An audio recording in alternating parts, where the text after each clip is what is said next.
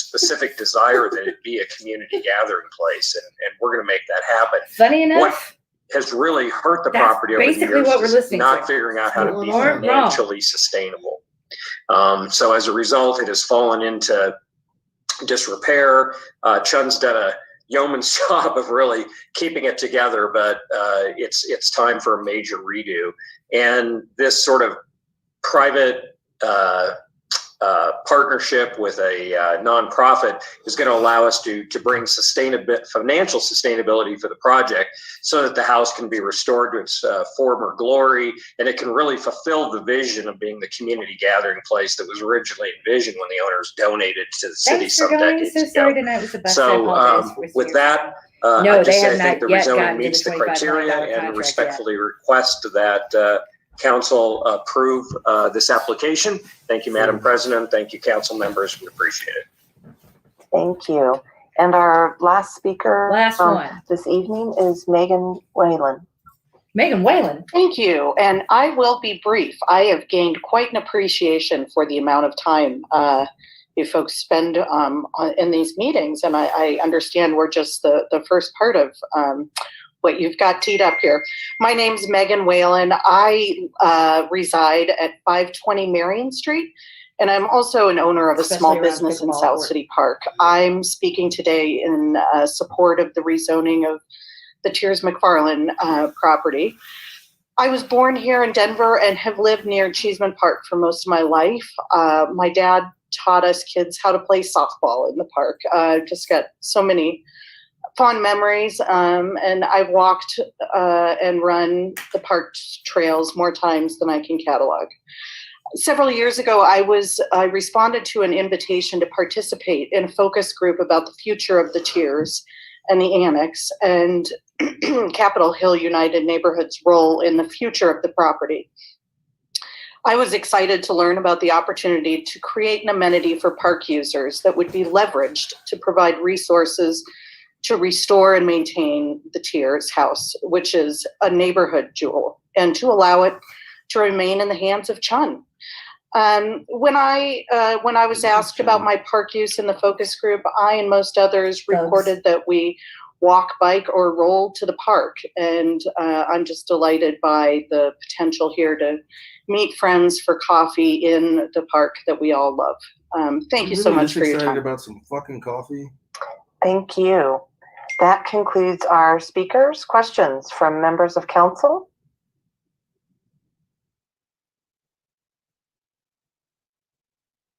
Councilman Hines.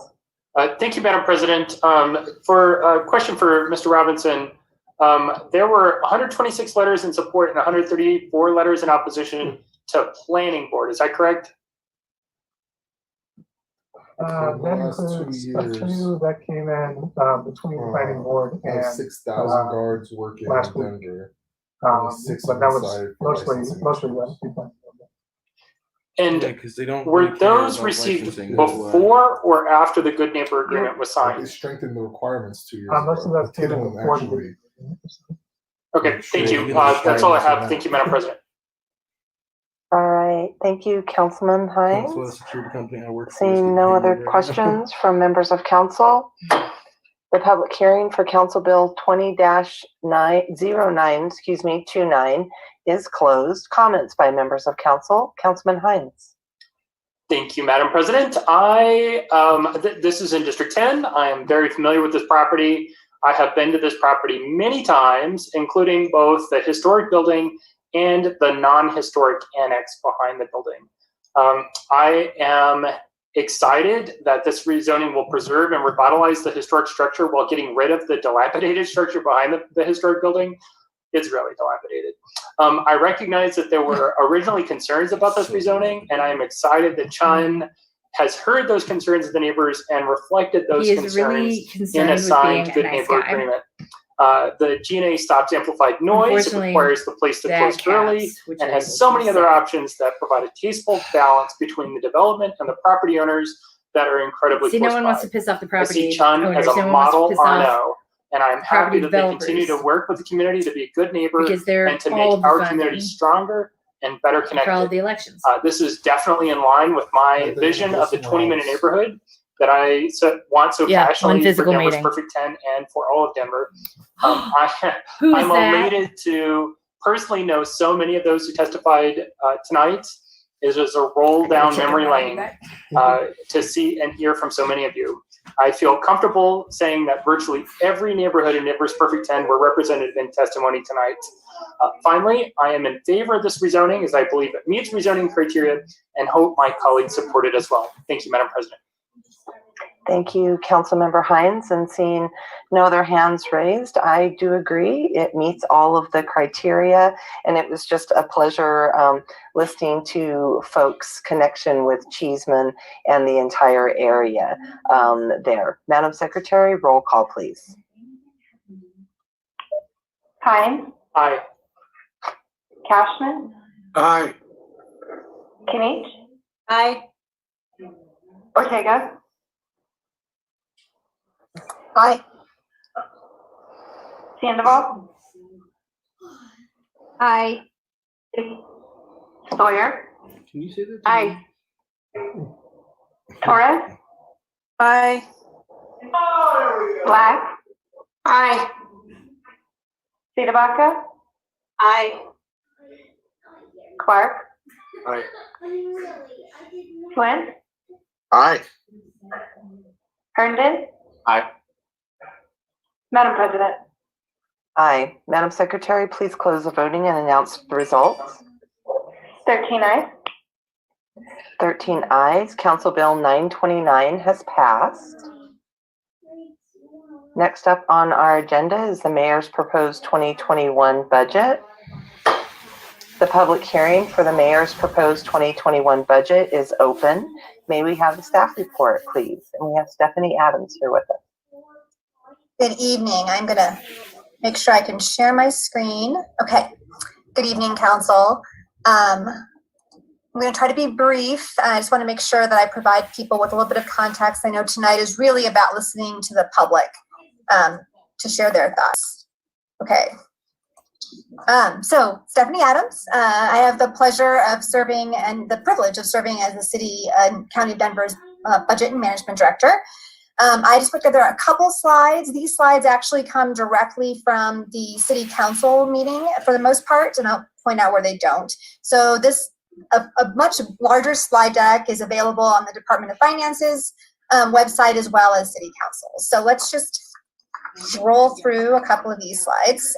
So this is the Denver economic model. This is a pretty key component in terms of recognizing and understanding how we have developed both the 2020 projections as well as our 2021 budget. So just three quick things to show you on this slide. The first is that gray bar is really what would have happened, we believe, had we not been hit with a worldwide pandemic.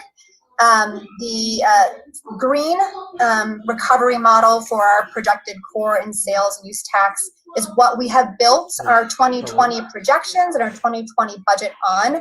It's really important for you to see that red line, which means that we have not based any of our 2020 projections or 2021 projections on a virus resurgence.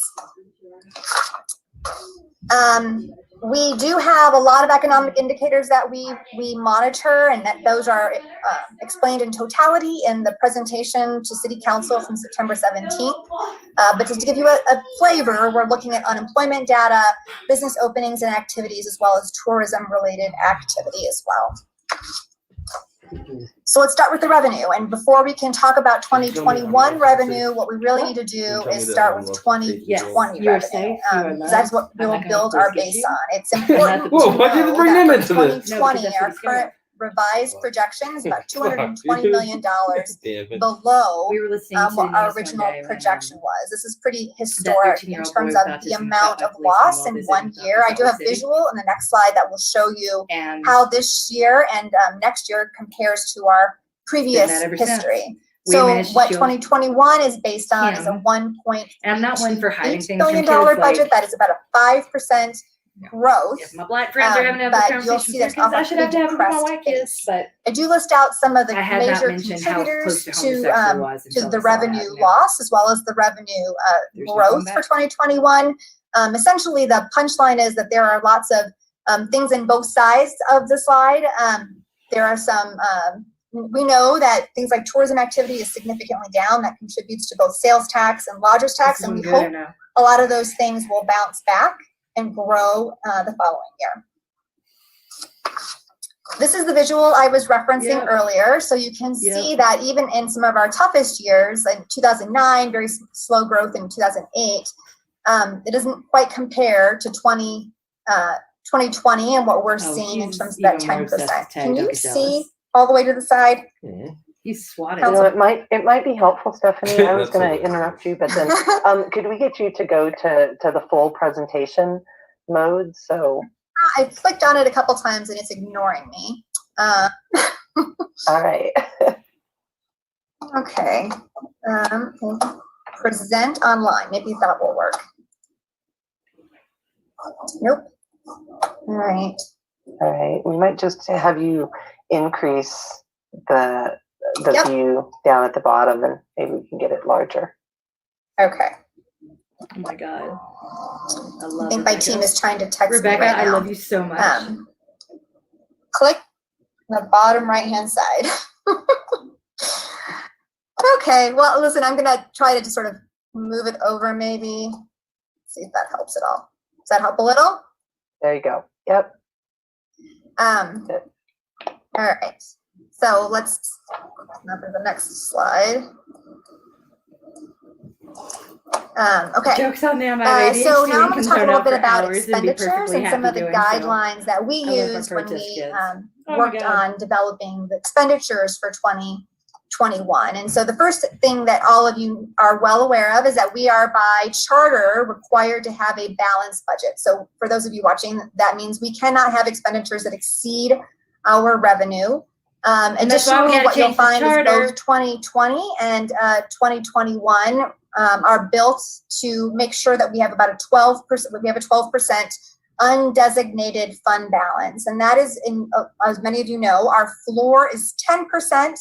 This is a 12% because we recognize, again, going back to the earlier slide, we are not budgeting based on a resurgence. Should something like that happen, should our revenues, if there's something unforeseen, which has been sort of the theme of 2020, we want to make sure we have a little bit of cushion in our undesignated fund balance, because that is the one thing that makes up when our revenue is not where we have noticed how we are managing this pandemic. We also work very hard with our Office of Equity to mitigate equity impacts and to ensure that we were not making decisions that may disproportionately impact our historically marginalized communities. So they reviewed a lot of our decisions and guided us on some of those. We also really worked hard to minimize impact to our employees. Certainly our employees will feel some of these impacts, like furlough days, which I'll mention in a minute.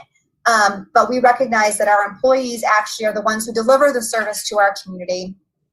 And we recognize that we're trying to avoid layoffs, because we know that actually compounds some of the challenges in our community. You saw from our economic model that model transcends 2020 and 2021 and goes into 2022. And so it's really important, as we thought through the changes that we were making to our 2021 budget, that we recognize that some of those things can't be temporary. We could not do all temporary reductions because it will take us some time to recover. And then finally, we, and certainly not least, we really work to avoid any kind of service impacts to our community to the best of our ability. Okay, so this is usually why I have somebody else run the slides for me, so I apologize. I'm just going to briefly touch on some of the key reductions for 2021. Normally this is the part in my presentation where I actually share the expansions, but this is really important for us to talk about the reductions that we had to take for 2021. So one of the most important pieces is I talk about how we have employees who deliver our services. The 2021 budget reflects 400 fewer career service staff budget. So these were all vacant positions that agencies offered up. They were vacant this year, and we're going to hold them vacant for 2021. We are not, and we have traditionally done a transfer to our capital improvement program, and we won't be able to do that for 2021. This is in blue. This was not on your key reduction slide when we did the city council presentation. It was on a different slide, and I try to consolidate them. We do, in order to balance our budget for 2021, are counting on about $13.5 million in additional savings that we had anticipated getting as part of the collective bargaining agreements. Clearly, if that is not achieved, we will have to go back and seek some additional reductions in 2021. Our safety agencies offered up about $13.8 million in specific savings around overtime and reduced recruit classes. We are counting also on about $3.2 million contingent upon a lower jail population for 2021, but one that is similar to what we've experienced in 2020. I don't want to read through all of these, but just to know there's some other places where we really pulled back, including moving expenditures associated with capital projects to capital projects. We changed the source of that expenditure. It will continue to occur. We knew it. So let me And we're ready. move us through. Although I'm happy if something I didn't cover that you wanted some clarity on, I'm happy to do that. This is really important to also note is that even in a reduction year, we recognize there had to be some budget increases. The City and County of Denver's budget philosophy has always been, we have never made cuts across the board. We have never made expansions across the board. And in 2021, what you'll find in the budget is that we actually, in the midst of cutting, also made decisions in our budget to actually increase investments to address some of our community members, including additional dollars for a new shelter, providing additional funding for homeless outreach resources. We will have our first full year of the new Solutions Center for 2021. My understanding is they hope to be fully implemented in January. We also have identified about $3 million to increase the investment in the property tax rebate program to provide some support to TANF families in terms of cash support. We are increasing our support around eviction assistance. This next bullet is blue because as part of City Council's request, they asked us to increase funding for the STAR program, which we did. We identified some additional dollars, identified dollars in our budget that we redirect to the STAR program. I didn't mention this here, but one of the other requests that City Council made was to move this program where we had originally budgeted in 911 and move it to DDPHE. We did that in the October book, so both increased it as well as moved it to align with City Council's request. We also had some places where the new parkland or making sure that our rec centers could have the funding that they need to open fully next year. We're investing in that as well. We know that we're facing some challenges around some of the youth violence challenges in our community, and we added about $500,000 to the Office of Children's Affairs to help distribute dollars into the community to address that. I know you had quite a few speakers earlier about the Immigration Legal Defense Fund. And we actually increased dollars, so that is an additional $300,000 to the $200,000 that they have, so about $500,000 now for the Immigration Legal Defense Fund. We increased dollars for the Colorado Convention Center, and then because we recognize some of the challenges that we might be facing in terms of tourism. We had some other mandatory expansions that we needed to invest in for 2021 in terms of some of our legal obligations. And finally, we did invest and continue to invest in our commitment to the employee retirement program for 2021, both in terms of an increased contribution that was expected from our employees. We shifted to the employer, that would be us. And then we also recognized that we needed to address and backfill some of the unfunded liability as a result of our incentive program for our retirees. And let's see, let's go. I have 2 more slides, so let's get to that. Okay, so just 2 more slides on our capital improvement program. Previously, I showed some of the revenue coming into the general fund. I wanted to provide you some overview of the revenues coming into our capital improvement program. And so I mentioned that we were not providing the general fund transfer. And so this gray bar, the general fund transfer that we have historically provided to the capital improvement fund, you can see that that is a significant portion of why you will see that in 2021, there is a reduction.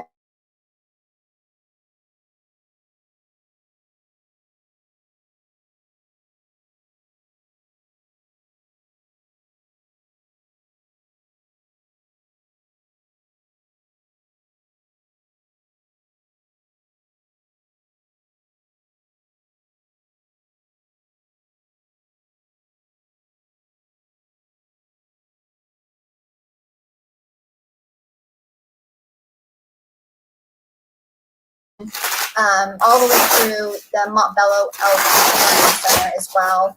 We are investing in some facilities investments, including some physical security improvements to our city-owned buildings, courtroom improvements, and as well as the 7th Avenue maintenance facility. And really important to talk a little bit about the additional investment we're making in ADA improvements. This is $3 million, but we have an additional $2 million in operating funds to address and make sure that we can be as ADA compliant as we can be. Okay, and I think that is it. Thank you for dealing with my technical difficulties. No worries. Thank you, Stephanie, for working with us on it, and we appreciate that. We have tonight 24 speakers signed up, and so we will go ahead and start, and then after we have heard from our speakers, we'll have questions from members of council, and just want to remind the folks who are speaking that you're going to have 3 minutes, but if you feel like you're repeating what other folks are saying, we ask you to make your remarks brief, because we do have another public hearing after this one. And so our first speaker is Owen Perkins.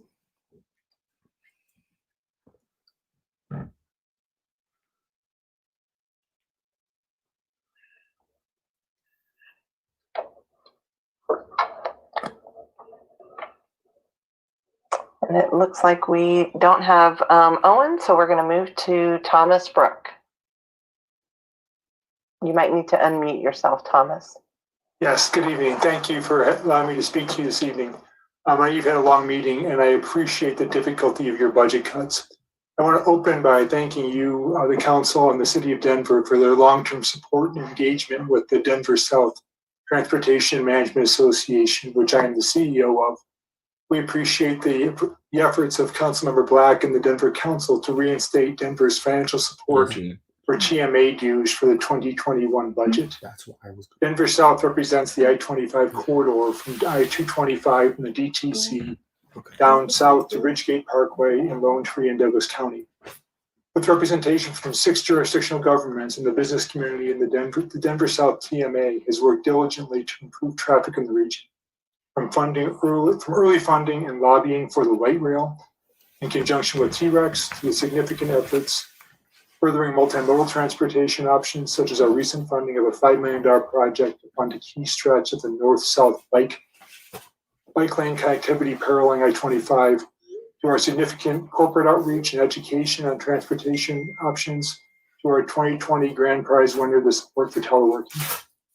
Traffic and environmental impacts do not stop at the jurisdiction borders. Watching I-25, you can see the significant movement of traffic in both directions as residents and employees of all regions commute into jobs in the central business district, as well as in the Denver South region, which is home to over 45 million square feet of office space and nearly 250,000 jobs. We appreciate, particularly after the last several hours, that there are no easy budget cuts and no stone can be left unturned. This relatively small amount of money supports tremendous work in the area of traffic mitigation and air quality improvements, which are critical as we face an almost certain downgrade to a severe classification under the Clean Air Act. The ability to work collaboratively to address these issues with Denver and the other jurisdictions, as well as other TMAs, provides tremendous leverage in addressing these issues that are of vital importance to our communities. In this case, a small amount of payment now can potentially avoid a much larger payment later. Again, thank you for your support. Thank you for your time this evening. And thank you for considering the reinstatement of the TMA dues. Thank you. Our next speaker is Tanya Wilson.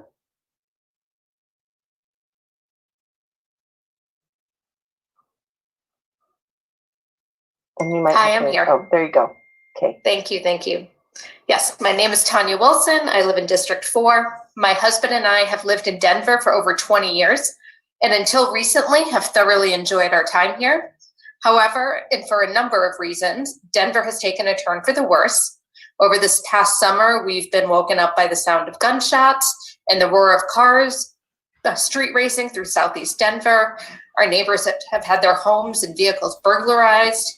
Profane and gang graffiti has been popping up all around the area, creating a game of whack-a-mole for our Denver 311 system. Some other speakers tonight and in prior weeks talked about defunding the Denver Police Department. My husband and I are part of that Denver majority, that 60% of Denver residents who actually want to see more police presence in all of our neighborhoods. I'm guessing many of you have been downtown recently. The damage to the private and public buildings is despicable and costly to business owners, tenants, property owners, and property taxpayers. over lives, but I It's sure the hateful fuck graffiti don't. and boarded up buildings that make our city look like a war zone and make people uncomfortable coming to their places of work. Yeah, you're My fucking husband being uncomfortable? one of them.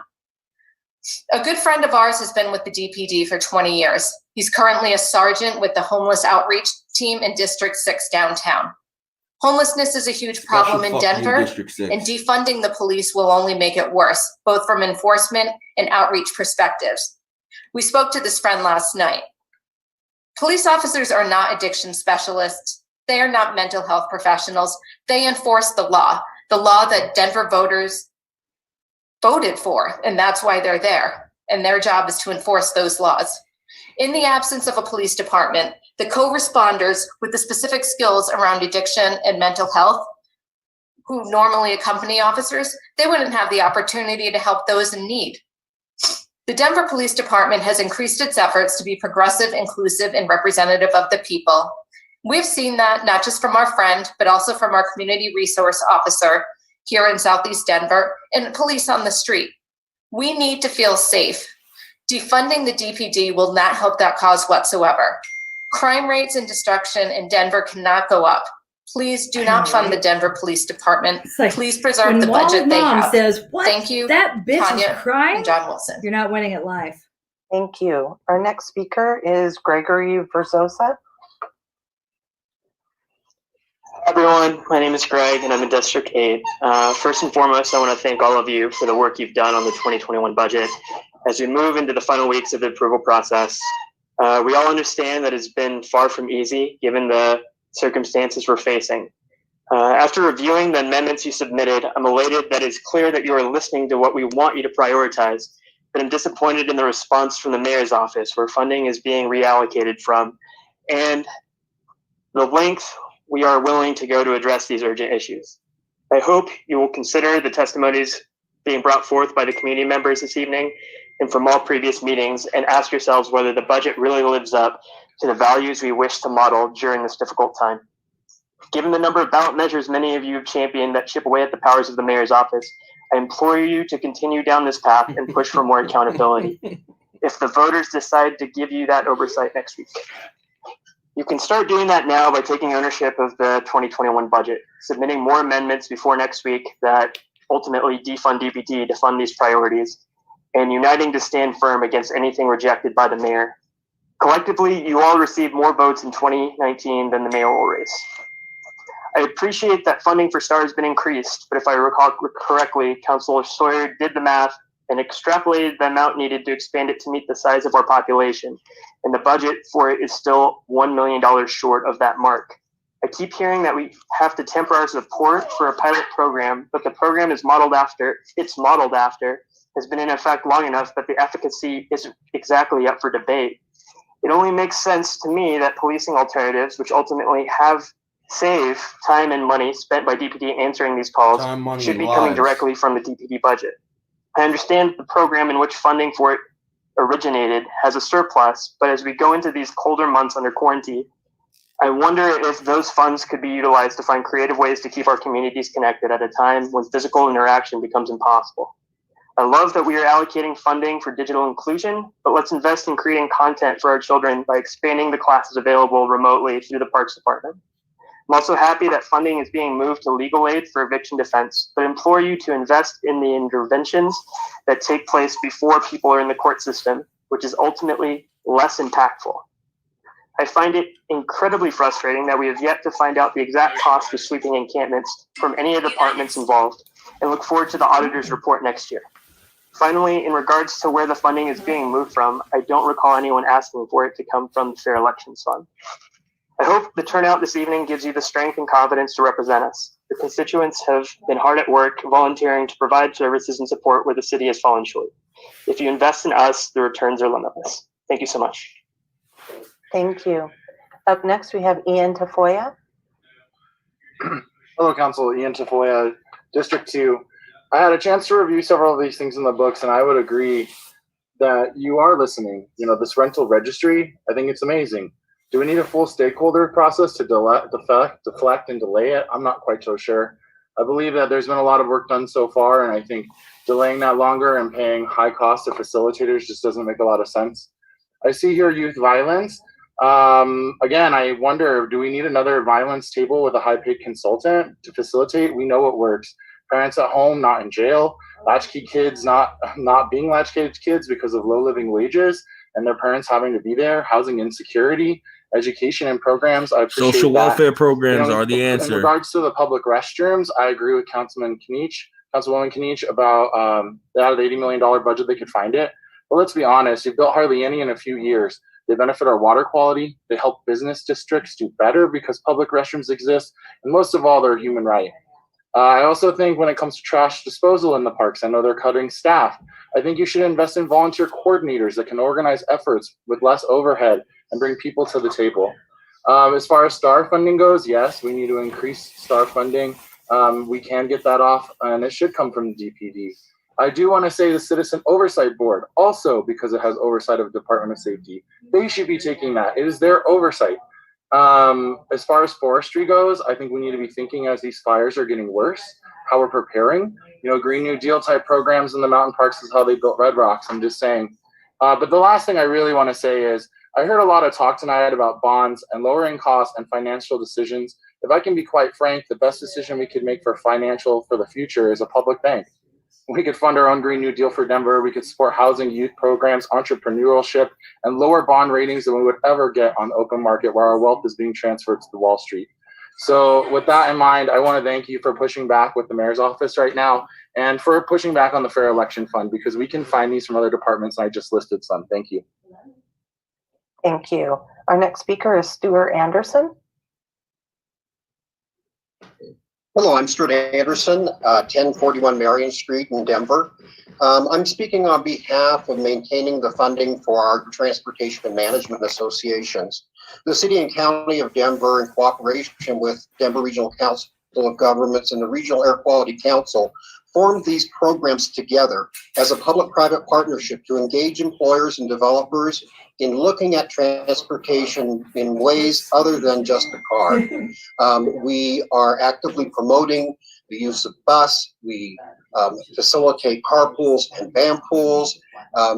Currently, our biggest project is a program called Telework Tomorrow, where we're actually helping employers develop formalized telework programs so they can continue to have their employees work from home at least part-time after this crisis. And we're working with the governor's office on a grant program that they have set up to help employers develop these telework programs.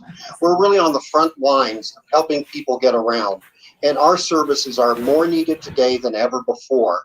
We've been out passing out masks and sanitizer to bus riders, educating employers and their staff about ways to get around in a safe manner, helping them set up successful telework programs and to continue. The challenge that we have and the benefit is that we are able to apply for federal funds because we are designated transportation management associations, funds that not even, some of these funds are not even accessible to the City of Denver. What we do with the $35,000 that's provided to us annually from the City and County of Denver is we apply for federal grants. We multiply that $35,000 into $175,000 worth of projects that are spent mostly in the City of Denver, but also Glendale and portions of unincorporated Arapahoe County. These grants come in 2-year cycles. We're ending year one. And our partner on this, the City and County of Denver, that signed off on our grant and wrote us a glorious letter of support, is pulling our funding in year 2 of the grant. That means we're not just foregoing $35,000, we're foregoing $175,000 worth of funding. We are currently, my program, Transportation Solutions, is studying redesigning 3 of our rail stations this year, and that include Yale, Southmore, and Bellevue. And though that project is at risk, if the city pulls these funds. Thank you for your time tonight. Thank you, Mr. Anderson. We have Andrew Block up next. Hello, and thank you for 3 more minutes of your time. It's far more than any single citizen of our city deserves. Earlier today, I talked about political inequality, and it's hard to ignore that reality now. I live in a world that places an exorbitant value on my skin, gender, and social class. The privilege of a phenomenal public school system, financial stability, never fearing a destructive criminal justice system. My ability to be here tonight depends on all of it and more. In 2006, I borrowed $65,000 for my education because I was so unflinchingly confident that the American economy had a 6-figure role for me. I can't imagine what my students on Federal Boulevard would think of that arrogance. It makes you think about a lot of the assumptions and preconceived notions that shape our lives, our thinking, and our decisions. It was really striking earlier hearing the ease with which some council members invoked fiscal responsibility in their efforts to defund a relatively small sum for fair elections. I never hear phrases like unprecedented budget crisis when those members speak of police, even though it's nowhere more relevant than in our discussions of criminal justice. I wonder which assumptions shape those remarks. Death again. We can choose to use hundreds of millions of public safety dollars to prevent crime or perpetuate it. Contrary to popular wisdom, the institution of police perpetuates crime. Research is clear that the 4 primary drivers of violent crime are isolation, loss of dignity, family disruption, and an inability to meet one's economic needs, and that these are all features of the American conception of public safety. Denver families are being swallowed by poverty, and the mayor's budget is a conscious choice to fund their incarceration. They don't have phenomenal public schools or financial stability, and a criminal record deprives families of housing and economic opportunities for the rest of their lives. It traps them in generational poverty. It is perpetuating crime and inequality in a time of crisis. As a classroom teacher in a 2-tiered education system, I'm watching it happen in real time. In 2014, NYPD was furious at Mayor de Blasio for creating a hostile anti-police environment in the city. Unable to strike, officers collectively implemented a work slowdown, refusing to arrest or ticket people for, quote, minor offenses. If you're wondering exactly what that means, protesting police said that they would make arrests, quote, only when they have to, and arrests plunged 66%.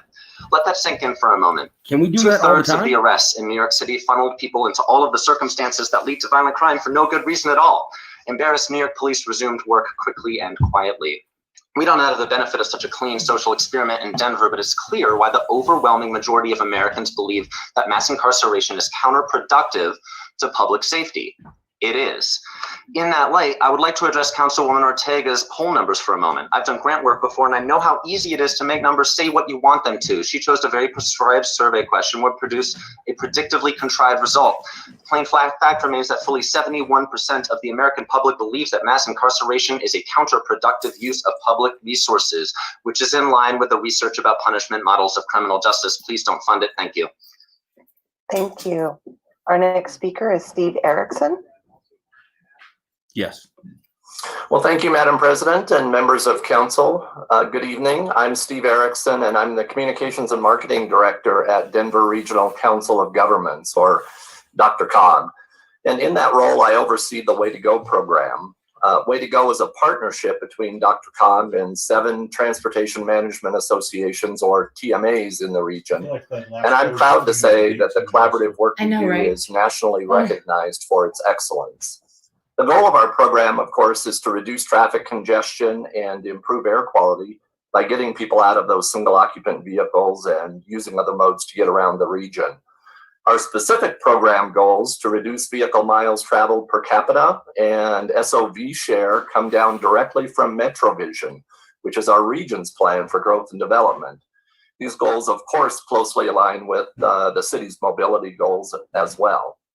I really just wanted to take this brief time to speak to you about the importance of these organizations, the TMAs, in our mobility ecosystem. Healthy TMAs are absolutely vital to our continued success in fighting traffic congestion and improving air quality. Finally, let me just express my gratitude to the city and county of Denver for many years of financial support for our TMA partners. Thank you and have a good evening. Thank you. Our next speaker is Jennifer Dillon. Hi, my name is Jennifer Dillon, Council District 8. Thank you for allowing me this time to be heard. The people of this city and the people of cities across our country have been calling out for months, asking that city governments reduce police department budgets and use those funds for public services that make our communities demonstrably safer. Things like housing supports for our houseless neighbors, low-income housing, mental health services, youth programs, etc. The mayor's budget increases the funding for the STAR program, which diverts 911 calls that pertain to substance abuse, mental health, or people who just need connected to services away from armed police response and to Denver Health paramedics and social workers from the mental health center instead. This is a really exciting program. It's worthy of investment, and I wish the mayor had chosen to fund it to the level that the city council requested.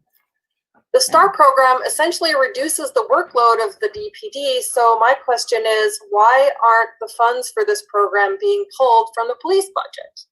That doesn't make any sense. Funding the STAR program with money outside of the police budget, in effect, increases the police budget, as they now have fewer responsibilities and no corresponding decrease in funding. This is not what we meant when we said reimagine policing. It's distressing that the mayor, Councilman Flynn, my own representative, and others on the council saw no issue with raiding the fair election fund, and I think that says a lot about how their priorities are misaligned with what the voters prioritize, as this fund passed with an overwhelming 71% of the vote. I'm glad this plan has been put on the back burner for now.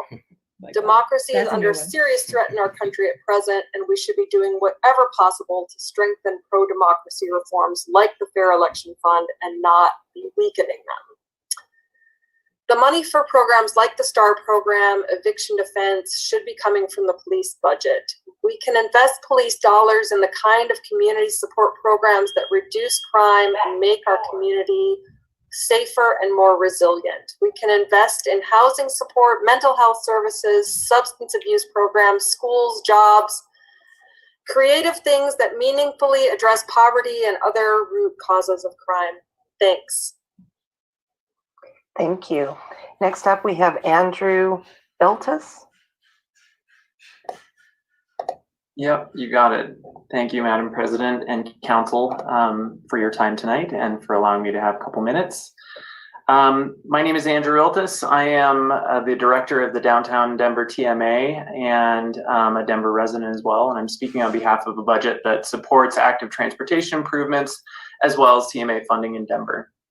I'll start by saying that the city has some ambitious but attainable mobility targets as stated in the Mobility Action Plan, aimed at reducing congestion, air quality, improving air quality, and increasing access to safe and affordable mobility. These goals call for a shift from over 70% of single occupant vehicle commuter travel to 50%, and an increase of people biking and walking and using transit.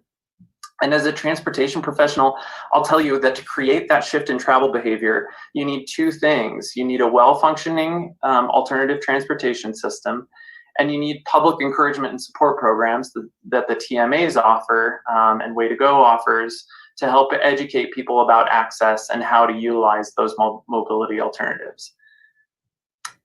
We need the TMAs across the city who understand how to access the community to help build interest and engagement in the mobility programs that the city provides, and to give information to support to the community with to safe and reliable and affordable transportation options. Fast forward to COVID-19, the world of remote working.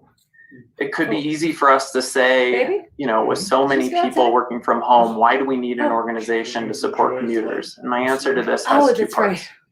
First and most importantly, we have a very high number of essential and hospitality workers, particularly downtown, that rely on mobility network for daily commuting.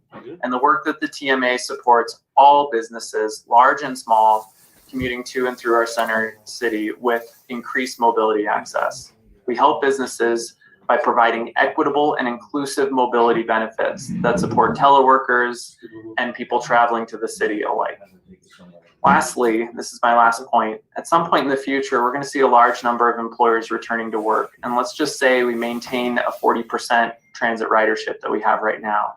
This would mean that 63,000 daily trips to and from downtown would need to be accommodated by some other mode. If all those people chose to drive, that could be an additional 1.3 million trips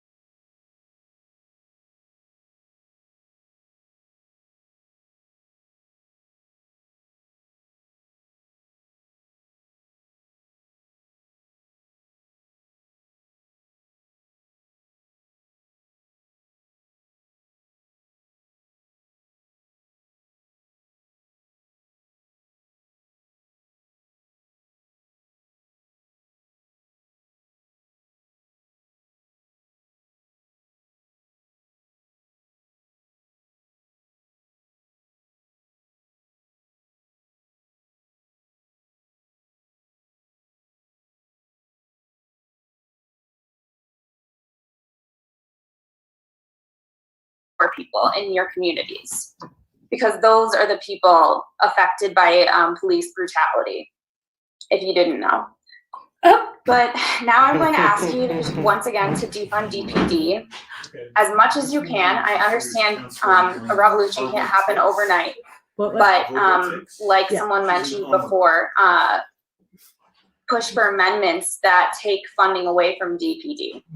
And it's an issue that intersects with the artificial problem of homelessness in our city. I first want to say that homelessness is not a natural problem. It is a direct result of the racist and oppressive capitalist economy under which we live. If we would approve a shift in our budget to get our unhoused population the shelter, healthcare, and meet their other needs, it would not be a problem. But instead, we are stuck in the brainwashed, unprogressive belief that we need a police force to terrorize, and I don't use that word lightly, our unhoused neighbors and quote unquote sweep them from place to place like they are not human. They might. Why can't we at least spend money on sanitation, porta potties, and trash services for those community members while dozens of empty apartments sit in the city available? We read the for them? Fountainhead and thought they found. And I want to urge you for this reason and so many others that would take me hours to recite to reject the mayor's budget proposal and reallocate the funds for police to social services, mental health services, education, and youth programs. Thank you, and that's all I have. Thank you. We have Jamie Landa up next. Hi, my name is Jamie and I'm a Denver resident living in Council District 7. I first want to thank the majority of City Council for declining to raid the Fair Election Fund. When looking for where to take those needed funds from, the obvious answer is the police department. For months, many of us have been showing up to public comment urging City Council to amend Mayor Hancock's budget to move funding from the overinflated police budget to the things that actually keep our community safe, like affordable housing, support for our unhoused neighbors, and alternatives to policing. The police do not make us safe. In fact, for our unhoused neighbors and communities of color, the police routinely inflict violence. Do the right thing and use the excessive police funding to invest in our community. Thank you. Thank you. We have Amber We're trying to mute it again. Verzosa next. Over. Hi, City Council. Thank you for allowing us to have public comment tonight. I am Amber Verzosa and I live in District 8. As a social worker, I've seen firsthand what our police are able and trained to handle and what they are not. I've worked with detectives who work diligently to develop a case against a child trafficker. I've seen them create relationships with victims and support them, helping the victim of sex trafficking be safer. I have also worked with individuals with significant mental health conditions who've had breakdowns, and the only resource their family felt like they had was to keep them and their loved ones safe was the police, who showed up with guns and furthered a mental health crisis. Year after year, Denver Police Department's budget continues to grow and many initiatives that support our communities go unfunded. I appreciate the City Council's efforts to fund mental health, unhoused initiatives, the STARS initiative, and others to support our community. Unfortunately, in this current budget proposal, that has all come at the cost of the well-supported fund of fair elections. This election season, when I have been contacted by campaigns asking for my support, I can only sigh and say I wish I didn't have to vote for another white male. I want a representative democracy to look like my community, to see all people serving in public office. I want to be able to tell the youth I work with that yes, they too could hold office, that they can make decisions about their future. And as many of you know, this fund was one small step towards that future. As you continue to work with the mayor's office on the 2021 budget, I implore you to think about what our communities need, especially during these unprecedented times. Working with low-income individuals, I know that they are in need of supports to keep them in their houses, help to find affordable housing, obtain mental health support, and supportive schools that have a capacity to understand them and their children and not just to label them as difficult. I was recently listening to a news article by NPR this morning that was saying that the American Psychological Association has named, in their stress report, has named that 2020 has been the most stressful year for people in the United States. That means that we will need We will need mental health support going forward, and we don't need police who don't know how to manage mental health support. I ask for you all to take a stand tonight and reduce the Denver Police budget, the Denver Police Department's budget, who are doing work that they are not trained to do, instead of taking away from money from a future in a true representative democracy. Thank you so much for your time. Thank you. Or is he scared? Next up, we have Jessica Russell. I'm not sure. You can't challenge a grown man to a fight and then claim he's threatening you. Right? It's not how it works. Hi, my name is Jessica Russell. I live in Denver, down near DU.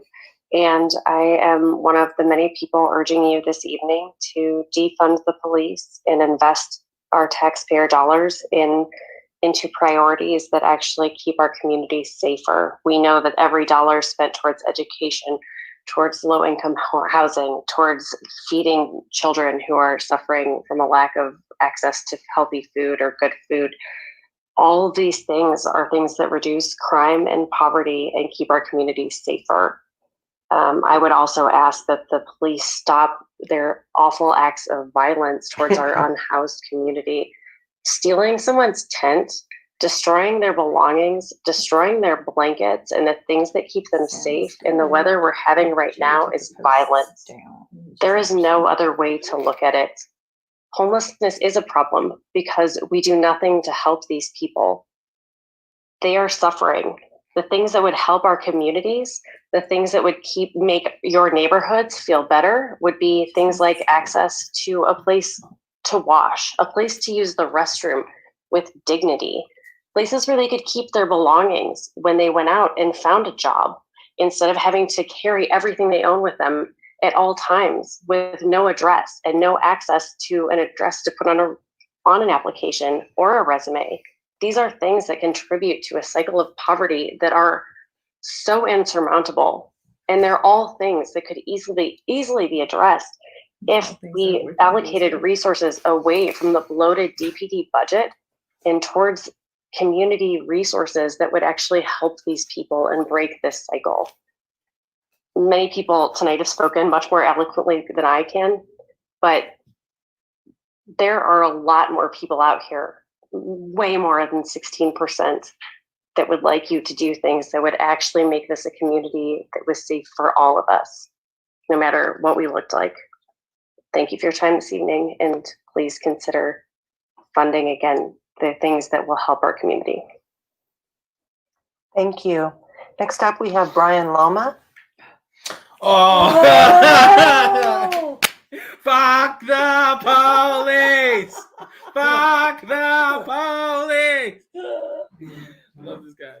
Brian Loma. Shit, I'm screaming. I'm sorry.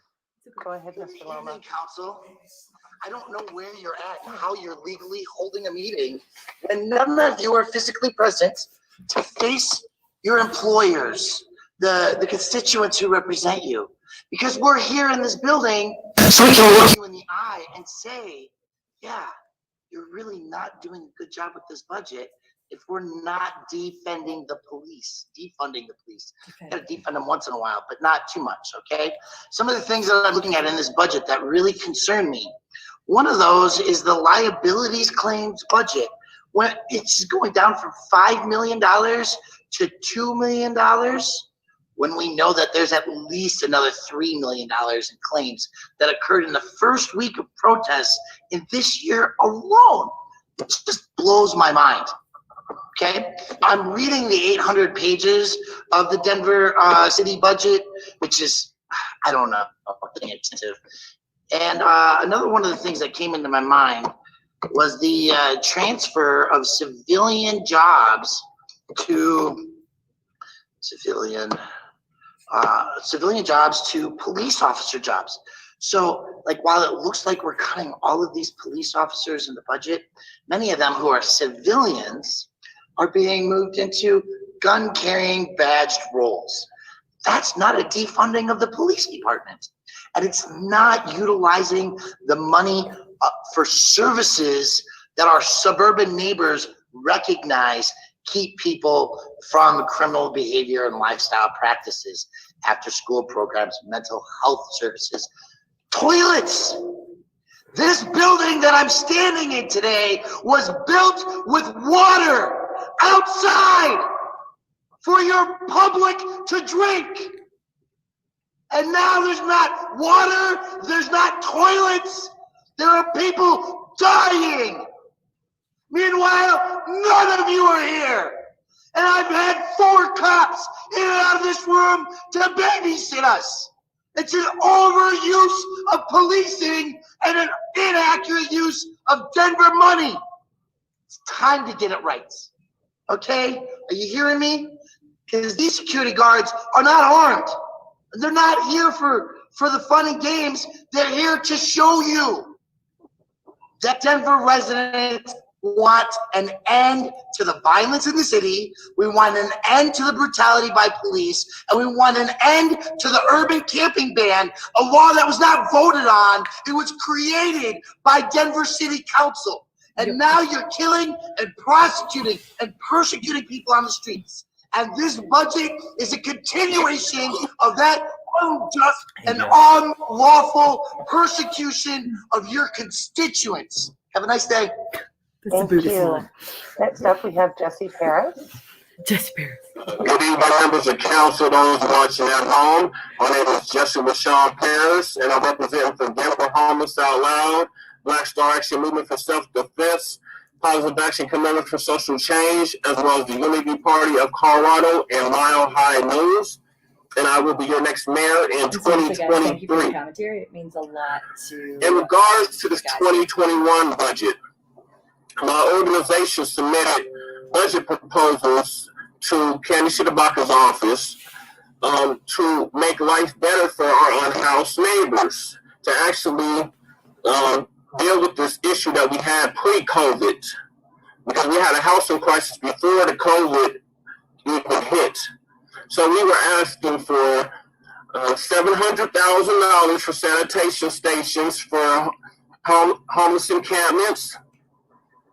We were asking for $300,000 for water for homeless encampments and trash cleanup or pickup. And we also were asking for $51 million for hotel housing for at least 2,000 houseless people. That was going to pay for about 270 plus people and house at least 2,000 homeless people in hotels. And last but certainly not least, we were asking for $834,200,000 to house at least 4,171 houseless people. I see that our proposals were not put into the budget. It was my understanding that Candy brought this to the whole council and the council voted them down. So yes, the budget is a reflective of the city's values. And it seems to us, a lot of the people that have spoken tonight, including myself, that you prioritize the police, the race soldiers, the thugs with badges, over actually housing people and not criminalizing them for surviving on the streets. As many speakers have already spoken, how much are these sweeps costing? The police are not doing anything to help people during these sweeps. They're throwing people's belongings away. They are not allowing people into the encampments to help assist those that are being swept. So yes, council, you are letting us know where your priorities lay. And I'm trying to take the funding out of the 2E that we all voted for. Well, at least I did. That would have helped me during my campaign last year. It shows where your priorities are. So we're watching now. In 2023, we will be voting you out. Thank you. Thank you. Our final speaker is Susan Williams.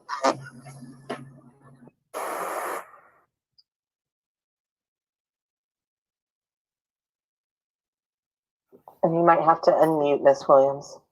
Thank you, Madam President and Denver City Council members. My name is Susan Williams and I live in District 7. This summer, I was shocked and dismayed at the tent cities that cropped up near to St. John's Episcopal Cathedral and all around the Capitol. This, in conjunction with the violence that erupted during the summer, suggests that we need more funding for the police, in my opinion. Your opinion's fucking stupid. 82% of Denver voters voted to make public camping illegal. I believe that more police are needed to enforce this law and other laws.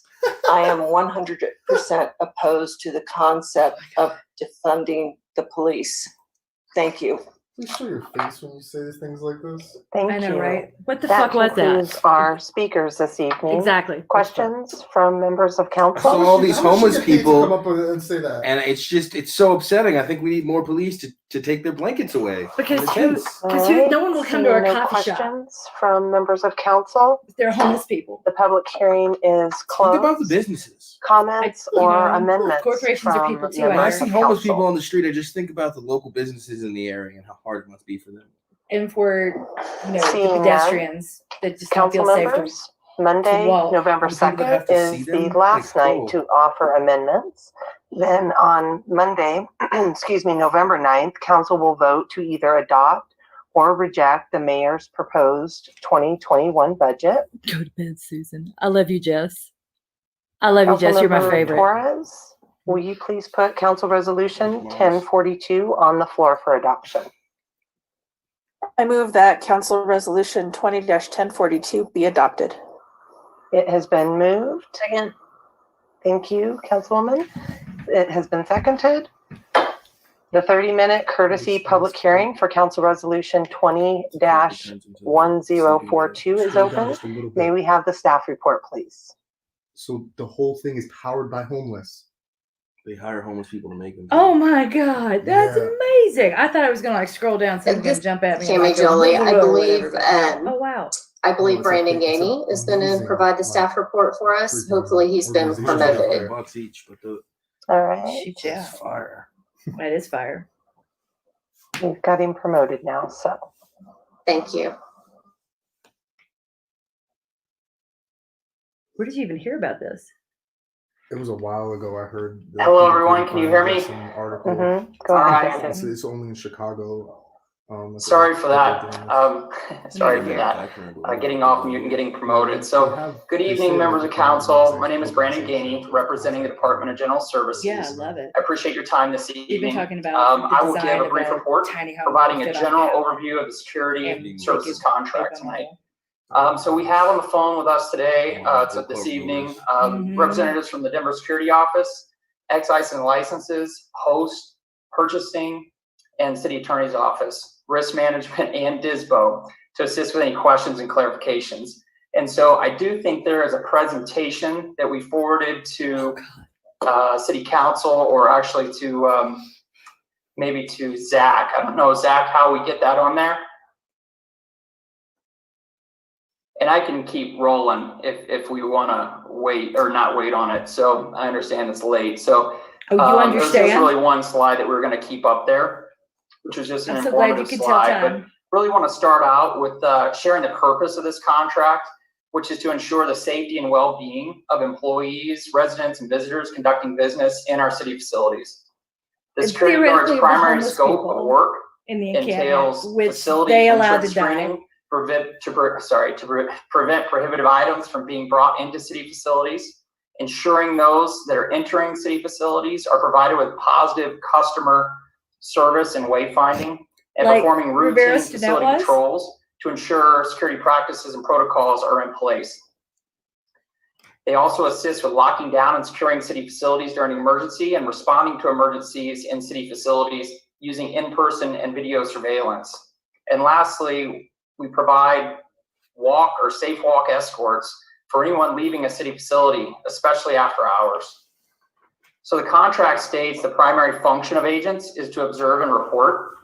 Agents, they shall not use physical force against any person, except for the use of reasonable force only to protect oneself or another person, and then only as a last resort. So responses to crimes and emergencies, they're coordinated with local law enforcement and public safety officials. Thank you very much for getting the slideshow up there. And I also want to emphasize that these security guard positions are dedicated positions that the city would not otherwise have for the sole purpose of keeping people safe. These positions are filled by dedicated employees who are the city's advocates when it comes to maintaining safe environments for our city facilities. The contract consists of 109 different positions, employing approximately 130 individuals across 19 city locations.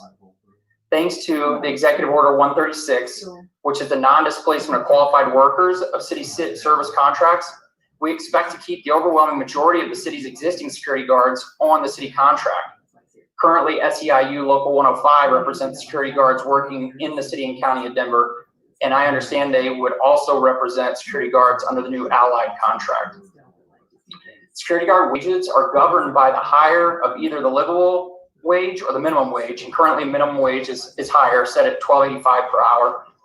However, we know that market rate is the most important comparator, and a third-party analysis of the proposed contractual wages indicates that they fall within the 75th percentile of the industry's market rate, with contractual wages ranging from 17 to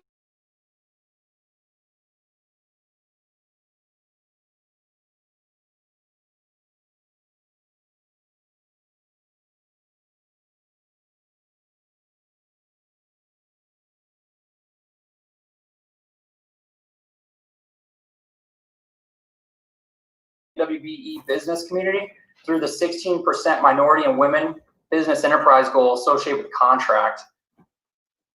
And then I want to talk just a little bit about the request for proposals and selection process that was taken on through this RFP process. So the purchasing division and the selection committee followed a fair and transparent process, aligning with Executive Order 8, which establishes the policy and procedures for preparation and execution of city contracts. Selection committee consisted of a cross-agency representation from the Department of Motor Vehicles, Denver Animal Shelter, Facilities Management, Denver County Courts, and the Denver Security Office, all of whom are stakeholders in the city's security program. Various members of the city teams worked extremely hard to make improvements on the existing security contract by increasing training requirements, implementing a quarterly review scorecard, and introducing punitive damages for contract non-compliance. None of those things were in the existing contract or are in the existing contract. Lastly, I want to share where we see opportunities for improvement. I believe in continuous improvement. Continuous improvement is actually included in the contract scope of work. I believe in giving people an opportunity to learn and improve from mistakes.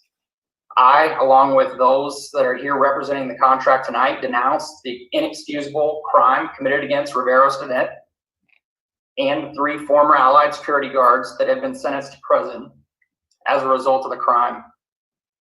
I believe this contract can be used as a vehicle to change the way security guard services are provided throughout Denver. I want us to lead by example by leveraging the city's emphasis on equity and applying it to how this contract is managed. I want to thank you for your time, and I'll turn it back over to you, Madam President. All right, thank you, Brandon.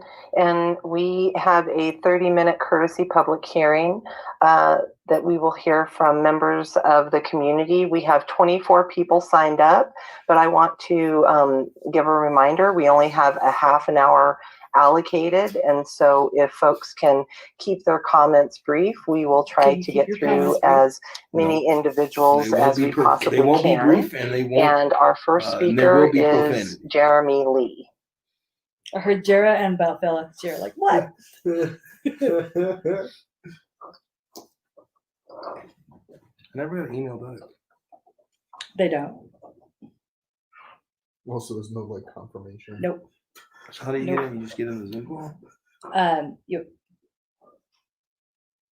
They look for you in the Zoom call too, or in the Council President, can you hear us? Yes, go ahead. I'm on for questions only. I'm sorry, for Jeremy Lee. Okay, great. All right, thank you. And then I'm assuming then Mike Daly is with Jeremy there? That's correct. Yes, ma'am, that's me. Very good. All right, we will go ahead and move to Dr. Nita Mosby-Tyler. Thank you, Madam President. Thanks for this opportunity. I'd like to just share a couple of things on this matter. I'm seeing this as a real opportunity for us to influence, of course, the security services in the Denver buildings. That's but true. Honestly, to really effectuate change on the industry and this opportunity to do it through Allied. I think this is an opportunity for us to influence how security systems and services are provided, and working with a company to change their own company is a good thing for us to be doing. The work with their employees, their interactions with our fellow Denver residents and our guests. I have started to work on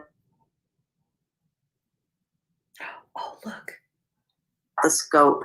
One of the things that I have shared with them that I would think would be a mandatory thing to do is to provide an equity audit of all of their training programs, with the potential to even certify or credential some of the programs that either get developed out of this or redesigned out of this. We also have recommended an equity blueprint or roadmap that includes the strategies, goals, and tactics for Allied in this work as well. I think more importantly, there has to be an intentional focus on some direct outreach to communities, especially the ones that have experienced harm from the Union Station event involving Mr. Stinnett. And I would absolutely take the lead and leverage other community members in helping with that.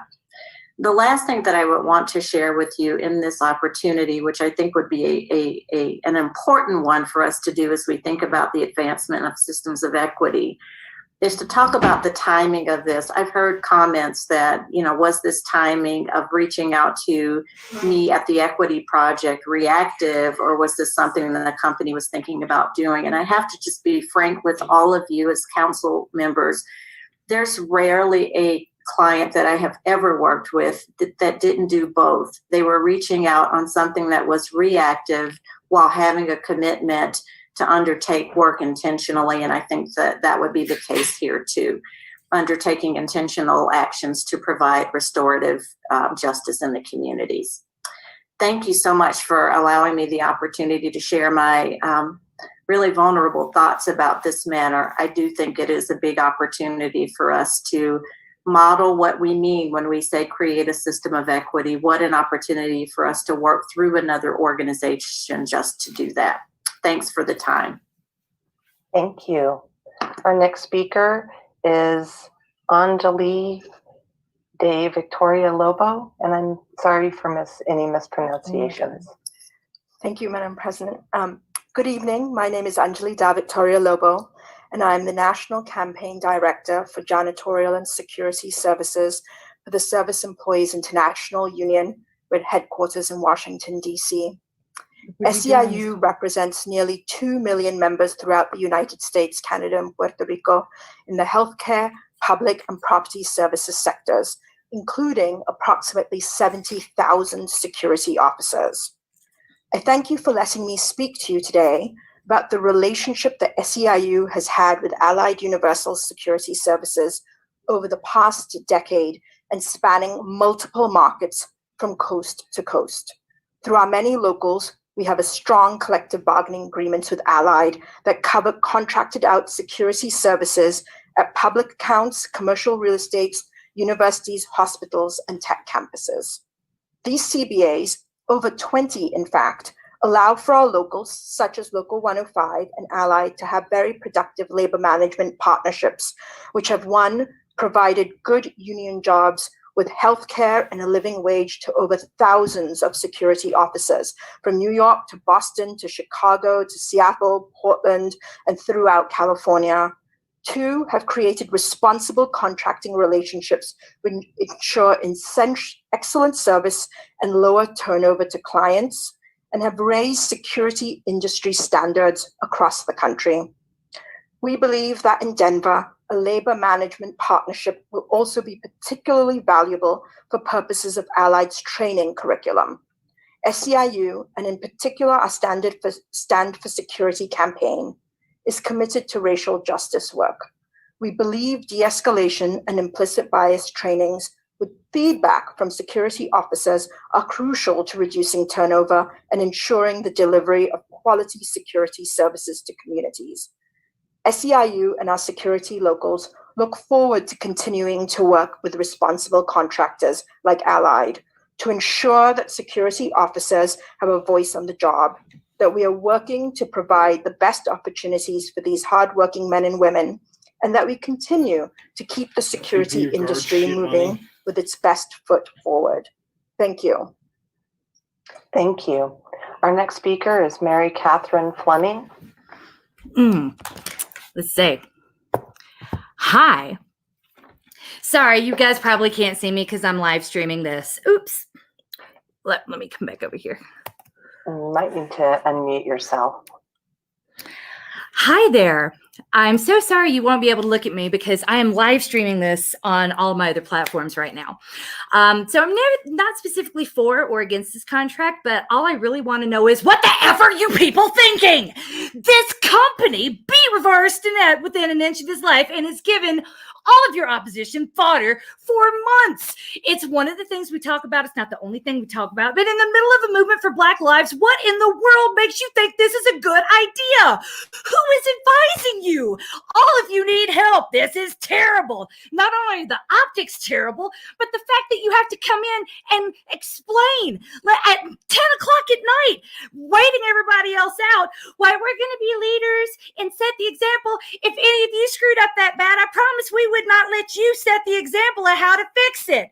Why in the world are you going to pay $25 million to this gigantic corporation to do better? Which one of them, I would like to know, is putting money in your pockets or helping you fund your next campaign? Either way, you are failing all of your people. You have failed Reverse Danette. You are failing me, and you're failing my kid who came in earlier asking me, Mom, I'm scared of dying. He has autism, and he knows he's likely to die at the hands of the police while you sit there and do nothing. Absolutely nothing. Meanwhile, a nut job on the internet's been posting pictures of my family and my home while the police say they can't do anything, and he continues to do this to elected officials. The police are useless. Defund them. This company, Allied, is terrible. Who is advising you, and why do you need me to stay on TV, staying up way past my bedtime to tell you what the right thing to do is? How in the world is there a question left in your mind? Clearly, the education system here failed you as well. That's all. Have a good night, y'all.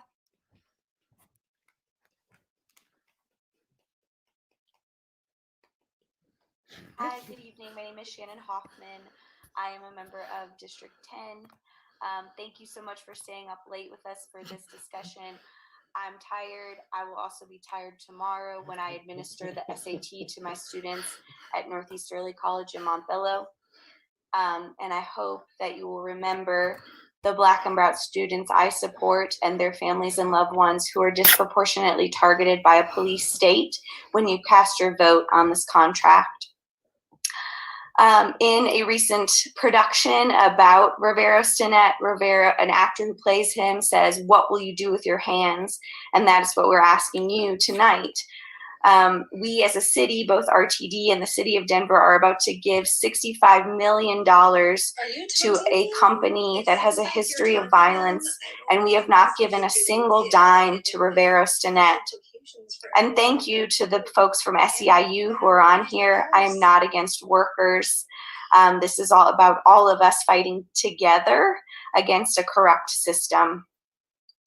I'm scared because of how you have voted earlier tonight to use this CARES funding for Allied, but I hope that perhaps on this 3-year contract, one of you might have it within your heart to change your mind. One of you might look outside and see that there's snow on the ground and there are people sleeping outside because they're afraid to go to shelters, and they will be more scared with a violent security company there.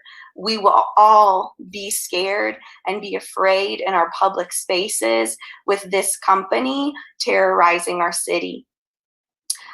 And I sat in the Finance and Governance Committee meeting where Kami Jolie presented this and made it seem like there's just no other company that can do what Allied can do. And then in the Denver Post says, but of course a large company would have so many lawsuits against it. And I just don't think that's true. We don't have to live like this. We don't have to live in a constant police state. And I really encourage you to read Parable of the Sower by Octavia Butler to see what happens when we allow this to happen. And, you know, to what Councilwoman Candace Baca mentioned in that committee meeting, where is community voice in this process? Why do folks get to make a presentation before this and none of us as community members get to have voice in this process and who you hire? Thank you for this opportunity to give voice this evening. Thank you. Our next speaker is James Ginsburg.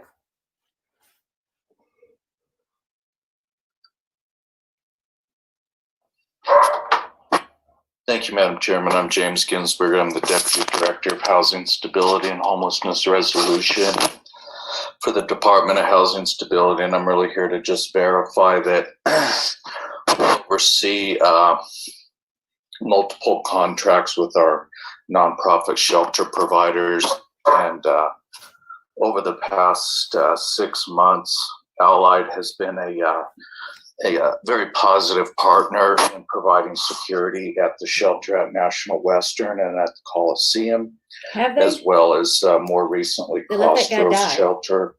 And the report is, while I don't have firsthand experience, the report from our partners is they have been very engaged, very good communicators. They're certainly working with a very vulnerable population. They've adhered to our calls for trauma-informed engagement and principles, and they continue to adjust to any feedback from our partners and to communicate clearly. And I certainly want to verify that they've been a positive partner. All right. Thank you, James. Up next, we have Rebecca Henderson.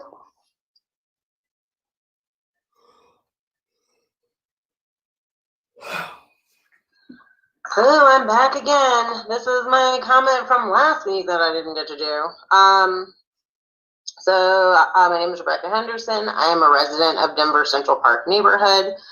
Tonight's vote to give $25 million to Allied Universal in light of their reprehensible treatment of Riveros Tenet, as well as other violent and murderous incidents across the country, is a travesty, and I do ask you to vote no and become truly transformative leaders. I realize I've asked you to do this before. I sent you these comments in an email.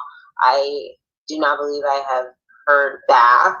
Sometimes I know the emails maybe get lost in our things, but I did send you a podcast that I thought would be helpful for you to listen to when thinking, as we're starting to really think about what it means to defund the police. And I also wanted to bring up the killing of Lee Kiltner this weekend it was actually last weekend at the Denver Art Museum. And the man who killed him was a private security guard. And again, like, this is why we're asking you to be the most thoughtful that you've ever been, and to really listen. And as we're watching, like, fascism, like, for real, like, does anyone think fascism is not a thing? You can, like, I mean, I'm just saying, okay? I do wonder, you know, what would I have done in, like, Nazi Germany? And I want you guys to also think about, when you're looking back, like, what about your legacy? What are your children going to say if you have any children? You know, I know I don't want to, like, go on and on. It's so late, but at the same time, I just want you. Man, I'm gonna read my thing. Will people look back and say, "I'm so proud of you, and you fought on the side of the people and made the world a better place"? Or will they be feeling much like the descendants of slave owners, white supremacists, and racists, ashamed of their ancestors, of crimes against humanity that they committed? Will your descendants and families look back on you with pride or shame? If future legacy does not move you to do what's right, then I do hope you can be moved by the testimony of your constituents. And I know it's really scary to be part of transformation and to be brave, and it makes sense to be like, well, what are we going to do? Like, we can't do anything. I am confident that you will come up with solutions, okay? And I think that if by voting no tonight, you are going to demonstrate that you do care. The value, was brought up. We put our money where our values are. And I mean, I would love to see you vote no on this contract. Thank you. And I know, and it's been long, and I was here the whole time. Woo! Ugh, I cut. All right, thank you. Next up, we have Mary Buckley. Lisa Buckley. I'm sorry about that, Lisa. Good evening, Madam President. You do that for the long day that you've had. So thank you so much for the opportunity. I am not only a 20-year veteran, if you will, of owning my own business, along with my husband. I also am a mother of 2 beautiful kids, my son who is 18 and my daughter who is 13. And so many of the things that we go through today as a community, as a citizenry, I go to bed at night with those same thoughts. Will my son be okay? Will he be safe? Will my daughter be safe? And more than that, what am I doing as a part of this community to help that to be a reality? It is just an honor to be here tonight. This for my company as an opportunity to be at the table with companies like Allied, like the great doctor that spoke earlier, to be a part of a process in our community that will take us all forward. 2020 is unique to all of us in so many different ways. They better call you after My hours. heart breaks for the various companies and families and people that have not only suffered from this terrible pandemic, but have also had to lose businesses, lose livelihoods, lose jobs. I am proud within my company that we are approximately 40% female and approximately 80% people of color. Are my husband and I perfect? No, not by a long shot. But every day we grow to learn and to improve. But the other thing too is to be that voice at the table, to be able to understand what our community not only deserves, but demands and should have of us. And that is any person that we come into contact with in our industry, as we would call it, civilians, to be treated with respect, to be treated with dignity, to be treated in such a way that I would like my son to be treated. In this regard, again, this is an opportunity for us to be at the table on this contract, basically 20 years in the making. But we've worked hard, we've learned our craft, and we understand, and we won't be silent. We will be there to do the right thing. Madam President, Council, community leaders, thank you for the opportunity to speak tonight. Thank you. Next up, we have Luis Ponce. Yes, thank you, Madam President. Good evening. My name is Luis Ponce, and I'm the Research Director for SEIU Local 105. I'm going to speak first on behalf of Ernest Hicks. He's an HSS employee, a member of SEIU Local 105, and he's actually the lead union steward for the HSS DGS contract. Then I will make some brief remarks as representative of SEIU Local 105. Members of City Council, as an employee for the current contract holder HSS, me and my fellow SEIU Local 105 union members realize that tonight many factors are being taken into consideration in order to award the company that will provide security for the city of Denver. We as workers worry about job security and equally important union standing. Our members fought hard to win a union contract with a 94% yes vote in March 2018. Since then, as a union, we have made significant strides to improve working conditions, gain higher pay, increase PTO, and possibly most important, fair and equal treatment amongst all employees. Blocking. At a higher level than my own, SCIU has had dialogue with Allied Universal mainly because of the relationship between the two working within other contracts around the country. He doesn't trust me. From these conversations, it Not is just me, he understood that don't Allied trust Universal intends to assume and probably do honor the same with the your girl. current union contract held between SCIU Local 105 Doors, and check HSS if cars. awarded the DGS contract. Therefore, it I is my managed to humble watch it opinion for that Allied years Universal will be a before he safe came into choice my to life. retain for the DGS contract because we know they are going to respect the contract, the union, and hire all current employees as long as they pass the background checks. Again, ladies and gentlemen of the Denver City Council, thank you for hearing me out on this matter. In unity, Ernest Hicks. Now I'm gonna make remarks as an SCIU 105 representative. We, as SCIU Local 105, we are a union representing the 100 security officers working currently in the city and county of Denver. We support Allied Universal getting this contract. SCIU has had a long and constructive national relationship with Allied across the country and in many other SCIU markets where they have shown to be a responsible contractor. In Denver, Allied has committed to continue being a responsible contractor and keep this work union, respecting the wages, benefits, and rights these local 105 security officers have already won. Allied has also committed to retaining security officers who have protected and secured these buildings for years, which means that the hardworking, dedicated security officers who you know and trust will continue to keep our buildings, public spaces, and communities safe. We will also be consulting with and providing feedback to Allied's training for these unit security officers with our members and the Denver community's best interest in mind.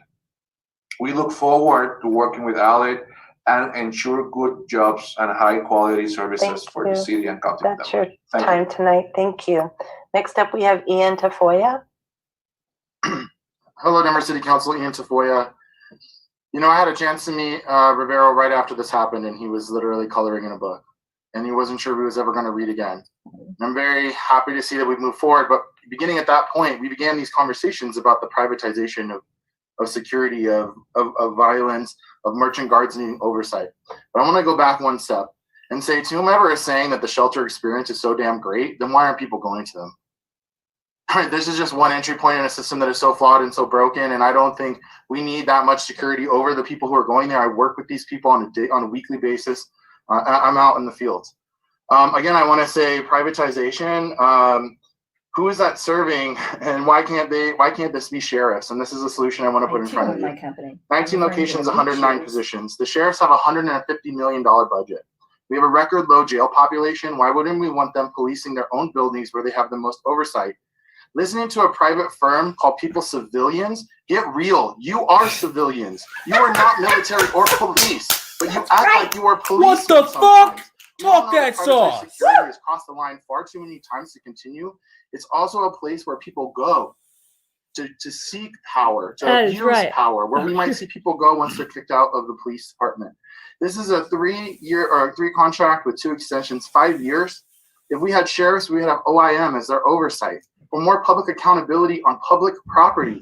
And to the union people, they would be a union with the higher standards and being included in with Fraternal Order of Police here in this city. And in a time where only 11 of these officers have weapons and we're escalating, wouldn't you feel safer with the sheriff anyways? I will say, though, that a merchant guard system does need to have overhaul. That we need to be looking at this. We've seen mistakes happening along the way, and we're authorizing this private security, and I really think it's a fundamental part in restructuring the justice system. And the last thing I want to say is, I have not heard a single community member, and I want you to be careful if any community member comes here to testify in favor that doesn't have skin in the game. Because what I'm hearing are people who stand to gain from this, and people from the community who are frustrated and want something different.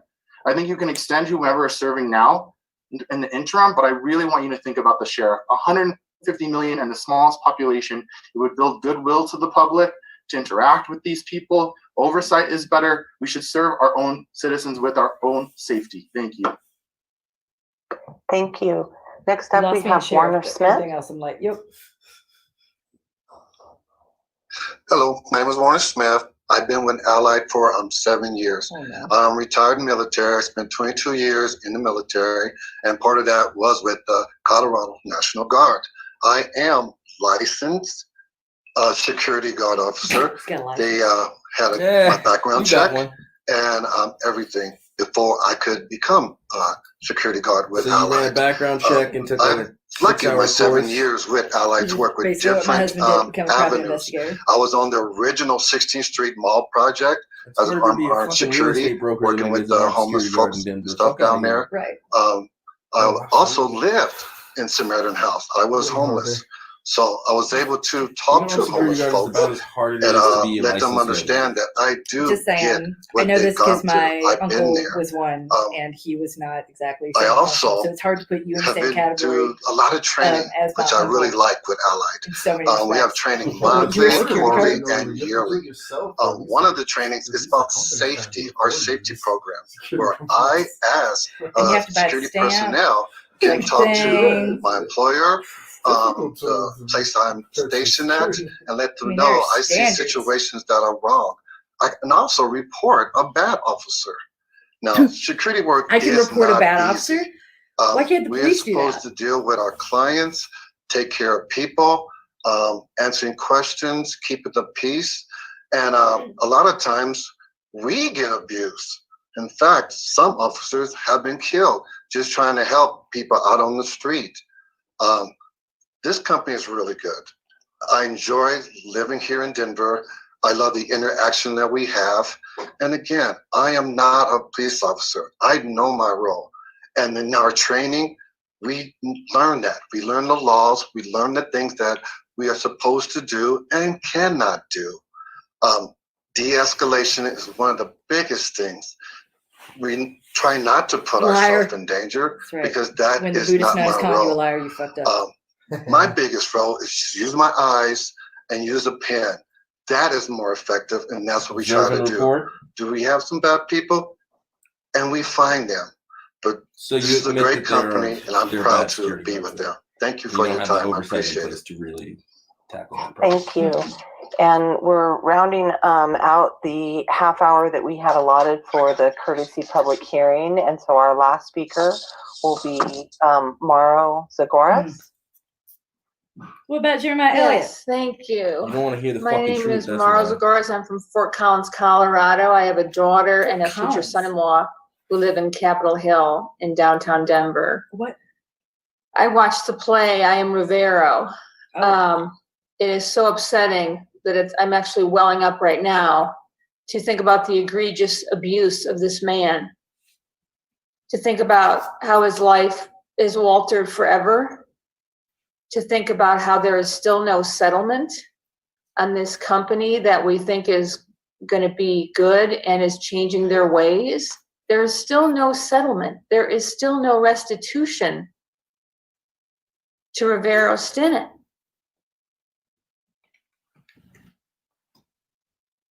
I think about the phone call that we just started, and I've been here for 4.5 hours. I heard about the diabetic person, the little boy who was on the call earlier, the diabetic, and keeping him safe. And you agreed to that resolution. But even a diabetic child, they can become incoherent, they can become aggressive, they can become anxious, kicking if their blood sugar levels are out of whack. I wonder how an allied security guard would handle that diabetic child in light of what we've seen. Poorly. Undertrained. Rivero scarier did than these nothing. undertrained police officers. He was an is having artist. Even less training. He did with nothing, armed and he has a security traumatic guards. brain injury at this point. That's the only thing we need less than police It's are been difficult for me to be on less this undersized call having this police whole time, listening to people from unions, people who The only have people who say they want this interest are in those doing who this have work. a benefit, something to gain. From I them. appreciate that, but I am just here as a citizen who has an White woman interest from in Fort keeping Collins people safe. Is calling in to tell you that you. This is a company with a plethora of podcasts, CPR, NPR, information on sexual harassment, racial biases. They're talking about coming back and doing some trainings and punitive fucking damages Pinkerton. for non-compliance. Allow me to mention All what right, we John, take know the about Broncos. organizations, because I am an organizational I'm sitting in development Dodgy 3 expert. times. So Organizations really learn from the top down what the values are from the CEO. It's not a matter of training. It's a matter of knowing the values of the CEO on down. I really hope that you keep us all safe. I really hope that this issue gets returned to providing for the safety of our citizens in the Denver area. Thank you. Thank you. And thank you to all of our speakers who stayed with us through what we know is a very long evening. And I'm sorry to the speakers that we weren't able to get to tonight, but we wanted to maintain the half-an-hour courtesy public hearing. And so we will have questions from members of council. Councilman Hines. Thank you, Madam President. Allied Security, y'all have a credibility problem. I just want to start with General Services. If I could chat with someone from General Services, I think that you're the stewards of the contract. The question. I'll just start with the questions. There were 3 bidders for this contract, correct?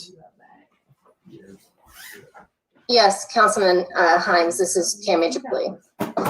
Okay, great. And what were the other 2 companies? The current contractor, HSS, and then Securitas. Okay. Were there any local vendors who placed bids on the contract? No, those were the only 3. There were 2 other companies that did bid. However, they did not meet the DISBO criteria. Okay. So you said Securitas? Yes, sir. And is Securitas also engaged in the very visible discussion about the shooting near the art museum? I know that Pinkerton was definitely identified. I don't know if Securitas was also identified. Do you know? I believe Securitas purchased Pinkerton some time ago, so they are related in nature. Okay, so I can't comment on whether or not if there's any sort of direct correlation there and how that that relationship works. I don't know those details. Okay, but I think it's fair to say that they also have a credibility problem here in Denver.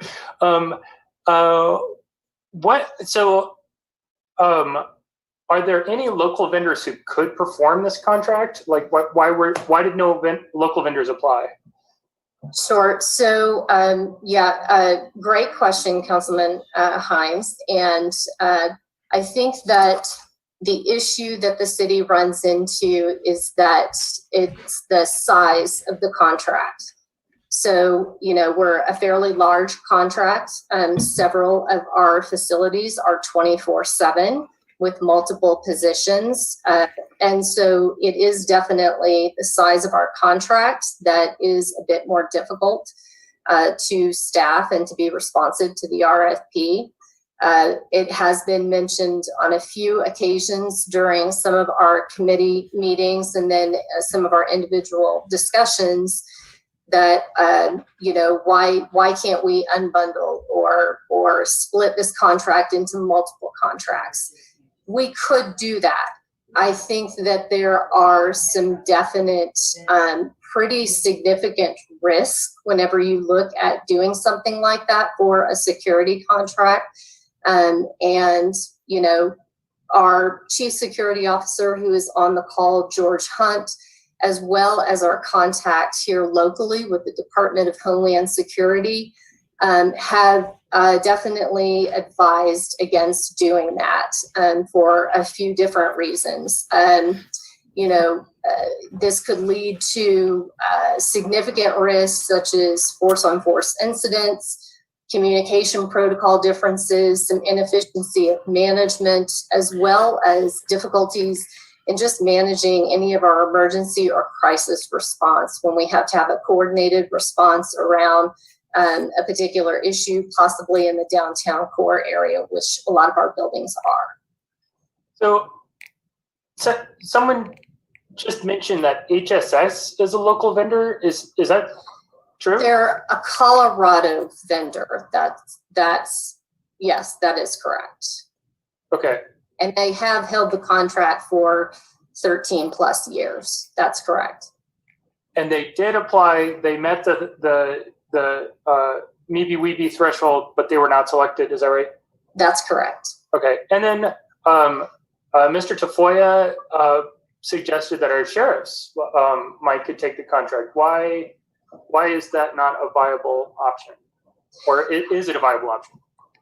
Sure. So we do work very, very closely with the Denver Sheriff's Department in several of our buildings where there are court functions, because they do obviously operate very closely with the courts.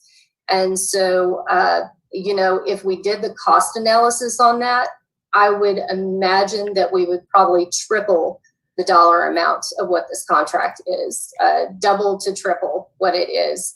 If you can just imagine the salary of a sheriff versus a security guard, you're really looking at apples and oranges there, as far as how much that would be. So it would be cost prohibitive to the city as well. And so, Allied Security was had the contract in Union Station on behalf of RTD. Is that right? I believe so. There are Allied, Mike Daly and Jeremy Lee are on the line. If you have specific questions about that contract, I'm not well versed in it. Fair. Okay. So I guess the last question I have, Madam President, is, and I don't know if it's General Services that is the best answer.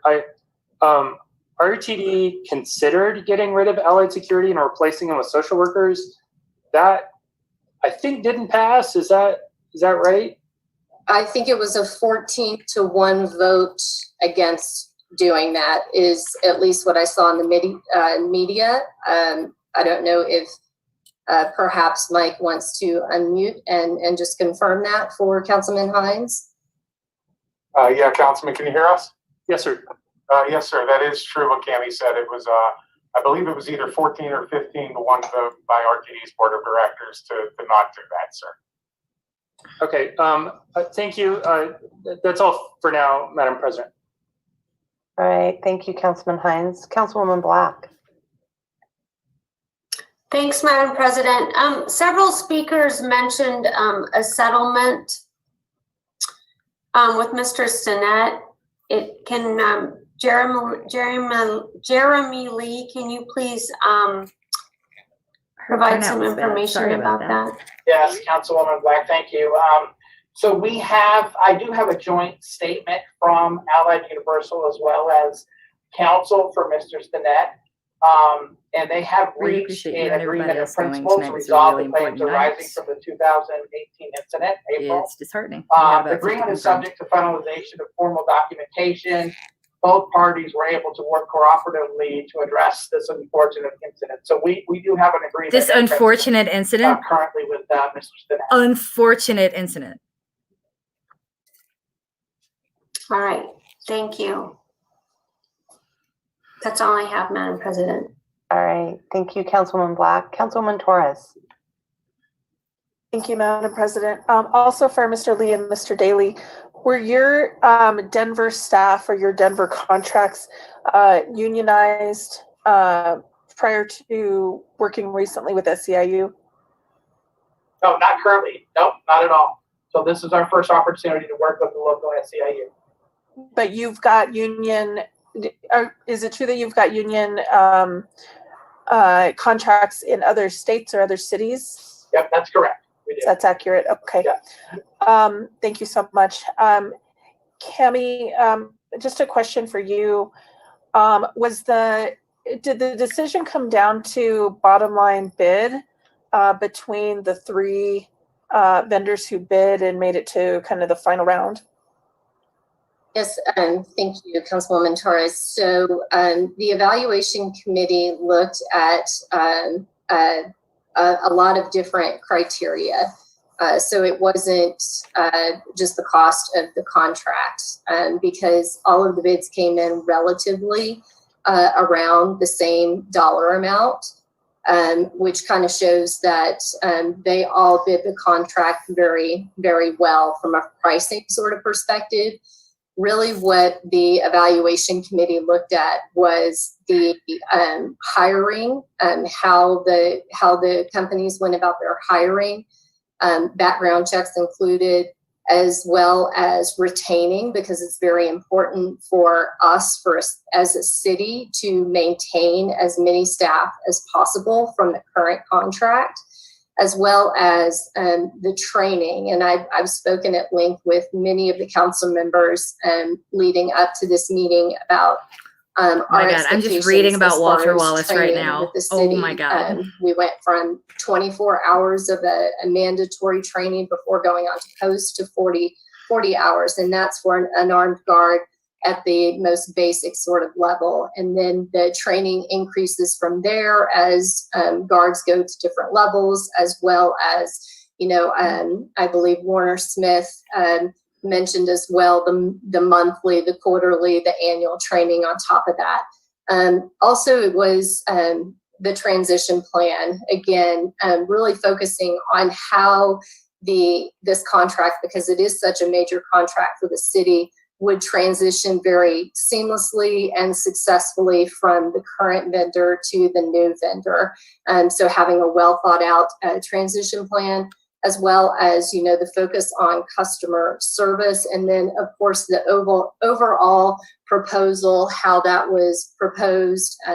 And, because we did both the written proposal as well as the virtual interview, since we're in a time of COVID. So it was a lot more in addition to the pricing of the contract itself.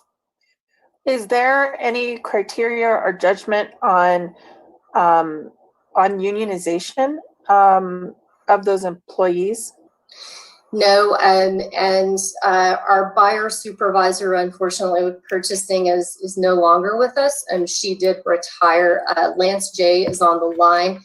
However, I can just say that the city remains agnostic whenever it comes to the union question. I don't know if Lance J wants to unmute and maybe further add to that, but that is my understanding of that. That's correct, Cami. Thank you, Lance.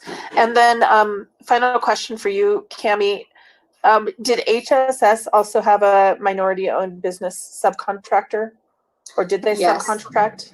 Yes. So it was also a 16% goal for HSS's contract, and that was achieved through JCJ National.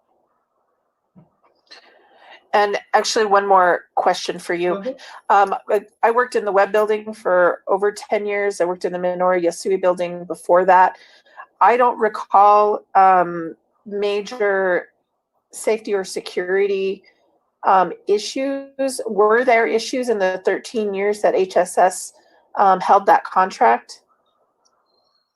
So when you say issues, do you mean as far as just kind of incidents? We do experience incidents less frequently now just because we have fewer people in our buildings. But I would say just about every day we would have some type of incident. Occasionally it would just be, different types of prohibited items that are being brought in.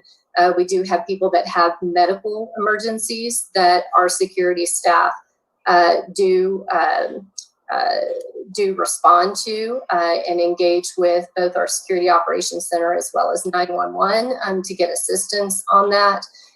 But we are quite busy, I would say. And also George Hunt is on the line. He's our chief security officer. He manages the day-to-day operations of the security contract. He can probably comment a little bit better as far as the incidents that occur in our facilities.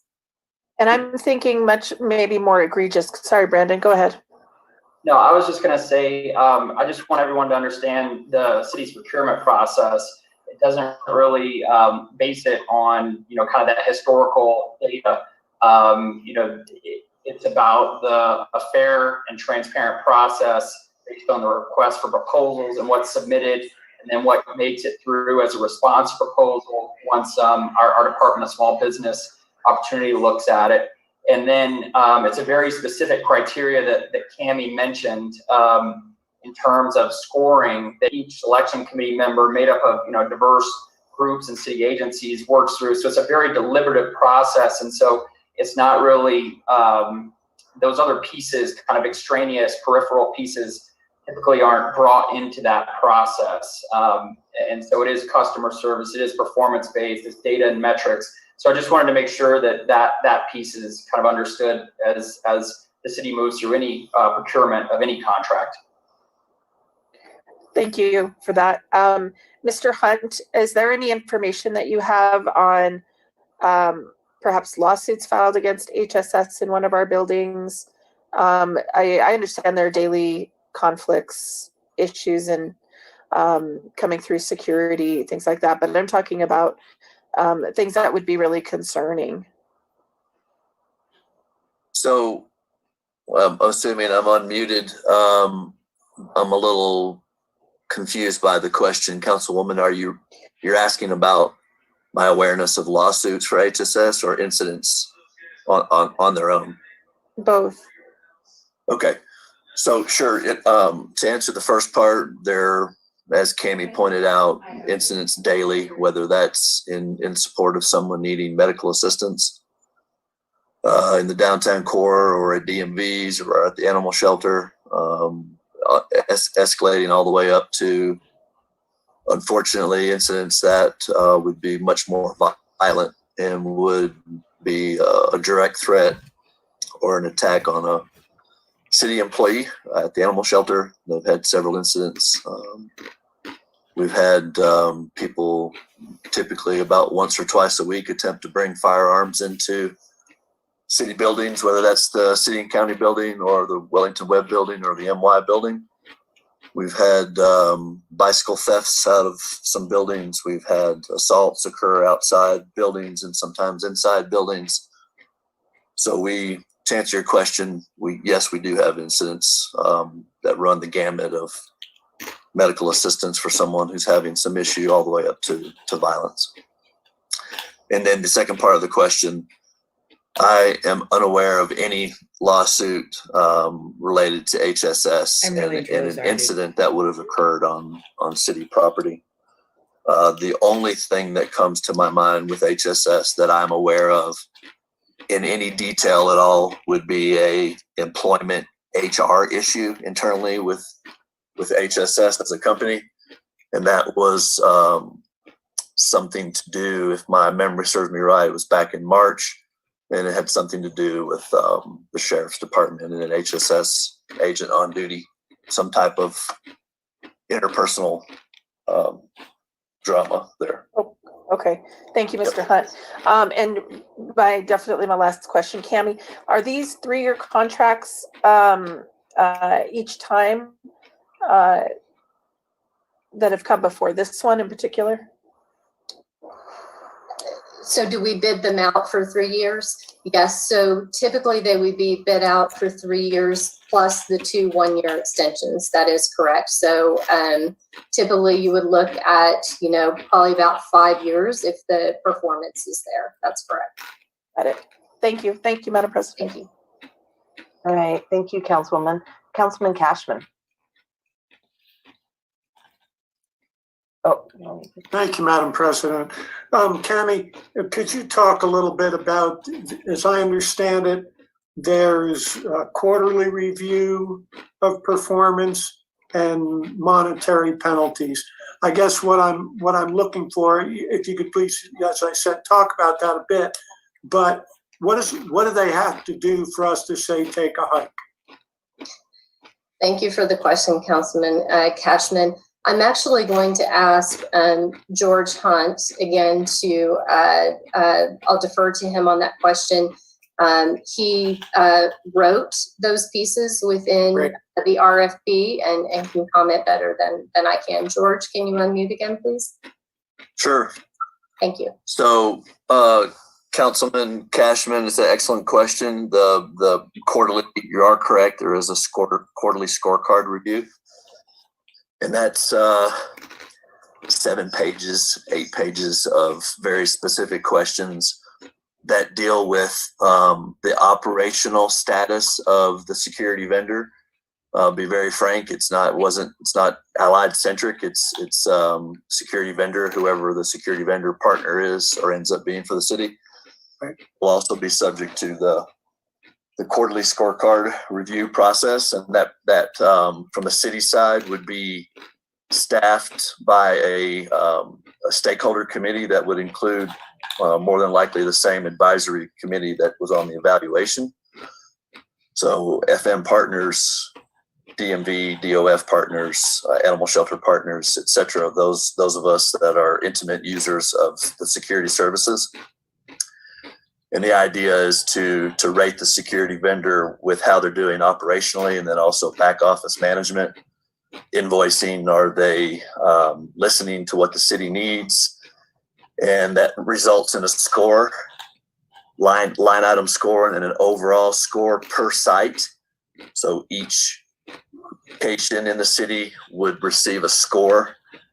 And if there were items that fell below a 3 rating or below on a scale of 1 to 10, that would instantly invoke a performance improvement plan by the security vendor, who would need to address why at the deficiency and what their plan is to improve it, and associate a timeline to achieve the improvement. Does that answer your question? And then George, if you can talk about the punitive Sure. Item that was. Sure. So yeah, in the punitive language that's in the contract, that's something that is not in the current contract with HSS. We felt in the general services group that in contract compliance, that was very crucial to have some teeth to the contract. That just to your point, it's at some point you need to get someone's attention about trying to accomplish what the city needs, whether that's short staffing or continued short staffing, whether it's intentional or non-intentional by the security vendor, or refusal to do something that they're contractually bound to, is the idea behind the punitive language. And to give you an idea, the DEN security contract for their security vendor also has punitive language in it, similar to what we have. And that's a familiar path that the industry is going towards as far as the client is concerned, and it's not something that Allied or other security vendors are not familiar with. It's a normal thing. Okay. Thank you, Madam President. That'll do for now. All right. Thank you, Councilman. Councilman Hines? Thank you, Madam President, and thank everyone who's still with us. There's still a lot of people with us. It is late at night, so I apologize that I'm asking more questions. But I am surprised to hear that the bids about the bids were about the same for the various vendors, and the incumbent applied but was not selected. So when you mentioned that there was a scoring process in the selection committee, does the incumbent have any sort of advantage? I guess I'll go ahead and ask the next question. Change management is hard and has to be carefully planned, and so is there some value placed on that cost of change management? Absolutely, that's an excellent question, Councilman Hines. So I would say that the evaluation committee throughout the process was very mindful of that. However, I think that that there is something to be said for changing things up to sort of improve upon things like transparency within data collection, our ability to review records on a daily, if not, real-time sort of situation with incidents, post who's posted where, what those hours look like. The data collection, I think, was extremely challenging with the current contract. And I also think that some of the folks that were on the evaluation committee were also looking for more support out in these remote type of locations, which normally have maybe only one person on that post. And so what Allied was able to do through the proposal process was really put in a solid supervisor structure that allowed for a lot of oversight and support and training of those remote sites that we did not necessarily have in the current contract and was not necessarily proposed on the current contract or with the new contract. So I think to answer your question, there was a lot of discussion with the evaluation committee on that, and because it is such a major shift and change. However, I do go back to the fact that, XO 136 does apply. And so really we are trying, if we can get a contract executed, and we're successful there, we can start that transition ASAP and start to get people information, the current HSS folks information about the benefits package and what this looks like of coming over to the Allied contract. So that's the intent, is to get as many people on the Allied contract as possible. So perhaps that transition won't be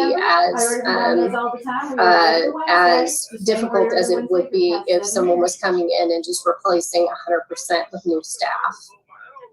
Well, so thank you for your candor. If we did not have transparency on data collection, reporting, who's posted where, support and remote location and supervisor structures, Sorry, what's the phone number associated? That concerns me. So well, we do have some of that. So that's and I don't want to misspeak there, or I don't want to give the impression that we don't have some of those things in place. I think the evaluation committee was looking for improvements, looking for more of a greater sort of electronic transparency with some of those items. Okay, and then one other line of questions I'd like to hear, maybe both from Allied and SEIU Local 105. I don't know Allied Security, and frankly, based on the information I've heard so far and the responses from committee, and I don't trust Allied. However, I do trust SEIU and the leadership team at SEIU Local 105. Oh no! If this contract were approved, how can you ensure that SEIU will be a partner in making sure that security workers are represented? And how can you ensure that SEIU and its members will have a proactive role to ensure that we don't recreate situations like we've heard too often from Allied in Denver and around the US? Mike and Jeremy, can you? Yeah, it's Jeremy. I'll answer that. So the answer to that is just there's a real appetite to partner with our local SEIU. We wouldn't want to jeopardize any national relationship that we've had. We've done some great work nationally. Yes, we have not had the opportunity locally to work with these folks. We've had several meetings with them. They've been very positive. There's a real willingness to enter into a relationship to include training audits from their folks. And so there's no reason for us not to partner with them and to make this a successful relationship with those folks. So we're all in agreement. It's going to be better for the program, and it's certainly better for the security professionals involved. So it's again, there's no reason not to do it, and every reason for us to continue to work on that relationship. And the SEIU brings another community voice to the table, Certainly. which we think is critical, especially with everything that we've been talking about over this contract, sir. Is the local SEIU Luis Ponce? Is he's here? Yes, council members, Councilmember Hines. Thanks for your question. We take this with the highest responsibility. to partner with Allied in order to better serve our community and to serve the working people that are in its majority, people of color. We believe that by Allied Universal respecting the union contract, keeping the hard-fought benefits, enhancing some of them as they have told us, as well as collaborating on training, specifically our members on the OE&I training that we already give to our members, that we have given throughout the years here in Denver, is going to be critical in moving forward this contract and in really maintaining what the community has been asking, right, which is responsibility and a mindfulness of what the community really needs. And I think the silver lining in all this is that by having the union, there's an accountability piece that probably wasn't there before, and now it will be there. And I think that that's very important for the community and for city council members to know that that by our members being local 105, by the workers being local 105 members, there's going to be an accountability and an oversight by the workers on their job and on their duties. All right, thank you. And Madam President, one last question for General Services. What if we don't say yes? What if this contract dies tonight? What's the next step? Sure. So I can answer that, and Brandon, please assist if I get anything wrong here. But we will, in essence, look at all of our options. Our focus has been on doing everything that we can to support this contract going forward. So I don't know that we've spent a great deal of time thinking about the alternates with any with a lot of focus. We do know that we have options like potentially going to the other proposers for this RFP process, or going out to RFP again. And so I know that those are at least a couple of the options that are available to us.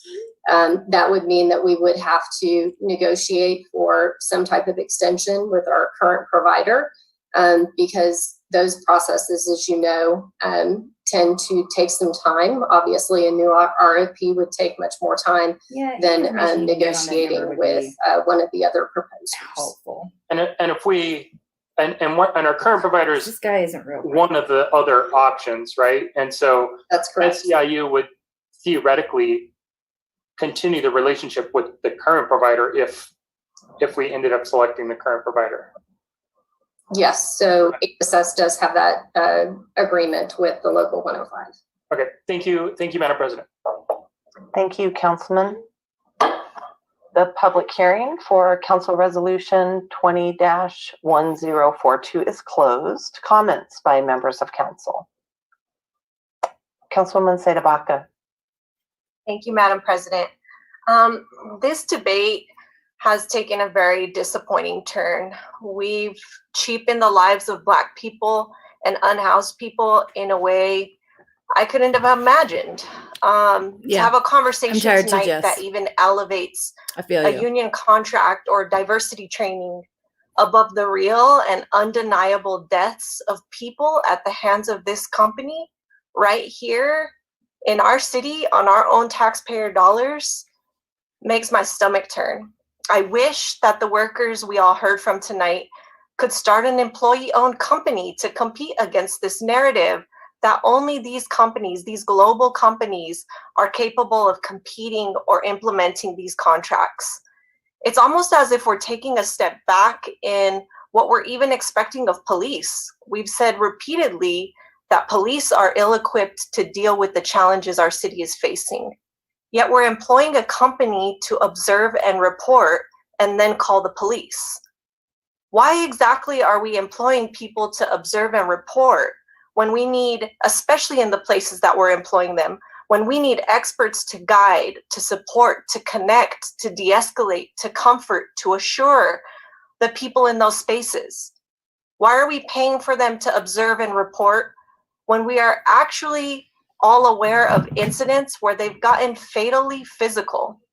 Why would we not recognize the financial interest of those who were supporting this contract tonight?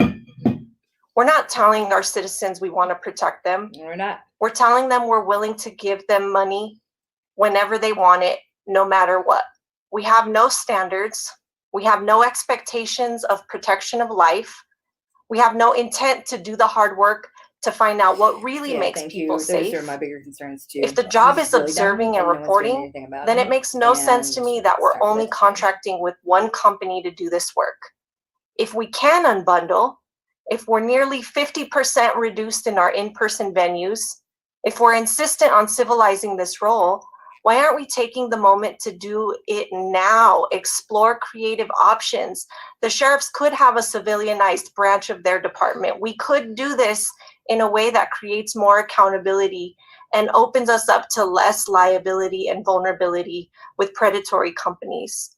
The same issue raised by Ms. Jolie for not wanting to unbundle, the issues of communication protocols, use of force, a lack of a coordinated response amongst multiple contractors if we were to have them. Those are the exact same real life challenges that led to a loss of life on this agency's watch in our facilities just a few months ago. A settlement after 3 years and an attempted gag order on this victim doesn't show that Allied is changing its ways. It shows us that they know that paying off this case and paying for trainings is needed in order to silence the opposition to this contract. That's the only leverage they have in this moment, and it was cheap for them to use it. While this company should be doing these things because it's good business, Denver should be doing our own good business and denying this contract. We can revisit after they're better trained, when the local cases are settled and paid and they're doing a better job at being humans. We'll come back to it. A simple Google search shows us that in other city councils across the country, they are standing strong and finding this company to be out of alignment with their values and refusing to enter into contracts with them. Why is Denver not taking the lead? Knowing that they have a history of wage theft, sexism, racism, harassment, intimidation, abuse of force, etc., those are all red flags, proof, a track record that we need to take into consideration. We weren't even told they were in the top running or even in the RFP process for this contract when we had these same issues on their $4 million emergency contract. Until they build a better track record, we need to take human lives as serious as some of us take derogatory comments from national chains. We decide to boycott them in the name of justice for comments, but right now we're giving $25 million to a company that has stolen lives from people in our very own city. We need to boycott any entity perpetuating racism, classism, and facilitating murder with taxpayer dollars. That's all I have to say tonight. Thank you, Councilwoman Gilmore, or President Gilmore, and thank you everybody who stayed to testify. And I apologize on behalf of our body for those of you who stayed and were unable to testify. Thank you, Councilwoman Sedabaka. I don't see any other hands raised, and so I will go ahead and share my comments. I have looked at this closely, and it's a little bit too late. It's a lot of flurrying, a lot of shuffling, but it wasn't going to be done unless we asked the questions, unless we held it up in committee, unless we had this courtesy public hearing. But it still seems a bit hollow because it feels like it's a house of cards a little bit. It feels like there's a lot of change management going on now when I didn't see it in committee. I didn't hear it on the phone. And so I have regretted, and I don't regret any of my votes. I do not. That's not an issue that I have. The one vote that I regret is the vote on this contract at the beginning of the pandemic when we were hiring them for our shelter care. That is the one vote that I regret, and I won't regret it again and put that to fate. And so I will not be supporting this tonight either. Madam Secretary, roll call, please. Baca. No. Clark, Aye. Flynn, Aye. Herndon, Aye. Hines, No. Cashman, No. What? Yay! Kinich, Aye. Fuck you. Ortega, Aye. Fuck you. Sandoval, No. Thank you. Sawyer, No. Thank you. Torrance, No. Black. Aye. Fuck you. Madam President. No. Madam Secretary, please close the voting and announce the results. 6 ayes, 7 nays. 6 ayes, 7 nays. Council Resolution 1042 has failed.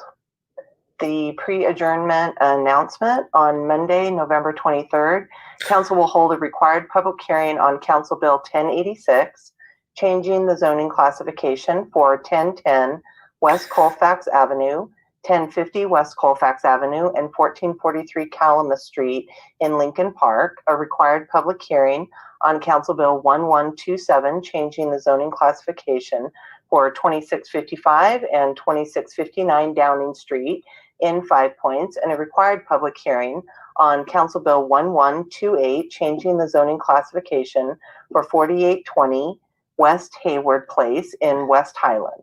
Any protests against Council Bills 1086, 1127, or 1128 must be filed with council offices no later than noon on Monday, November 16th. There being no further business before this body, this meeting is adjourned. That just happened. That just happened. That just happened. Oh my God.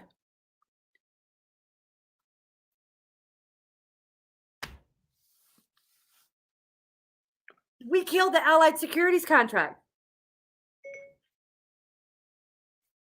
I know.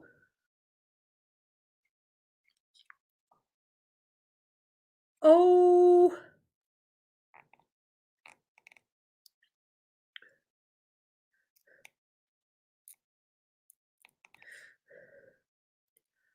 They just killed the Allied Securities contract. They killed the Allied Securities contract. I know. I know.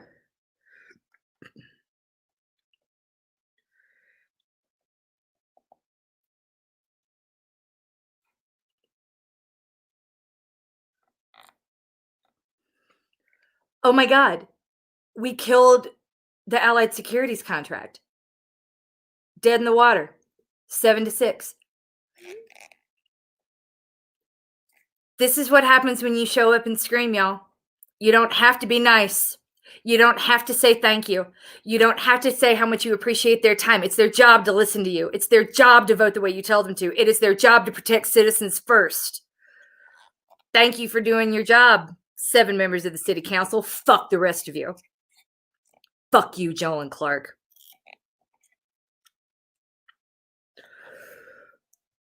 We did it. Oh my God, we did it.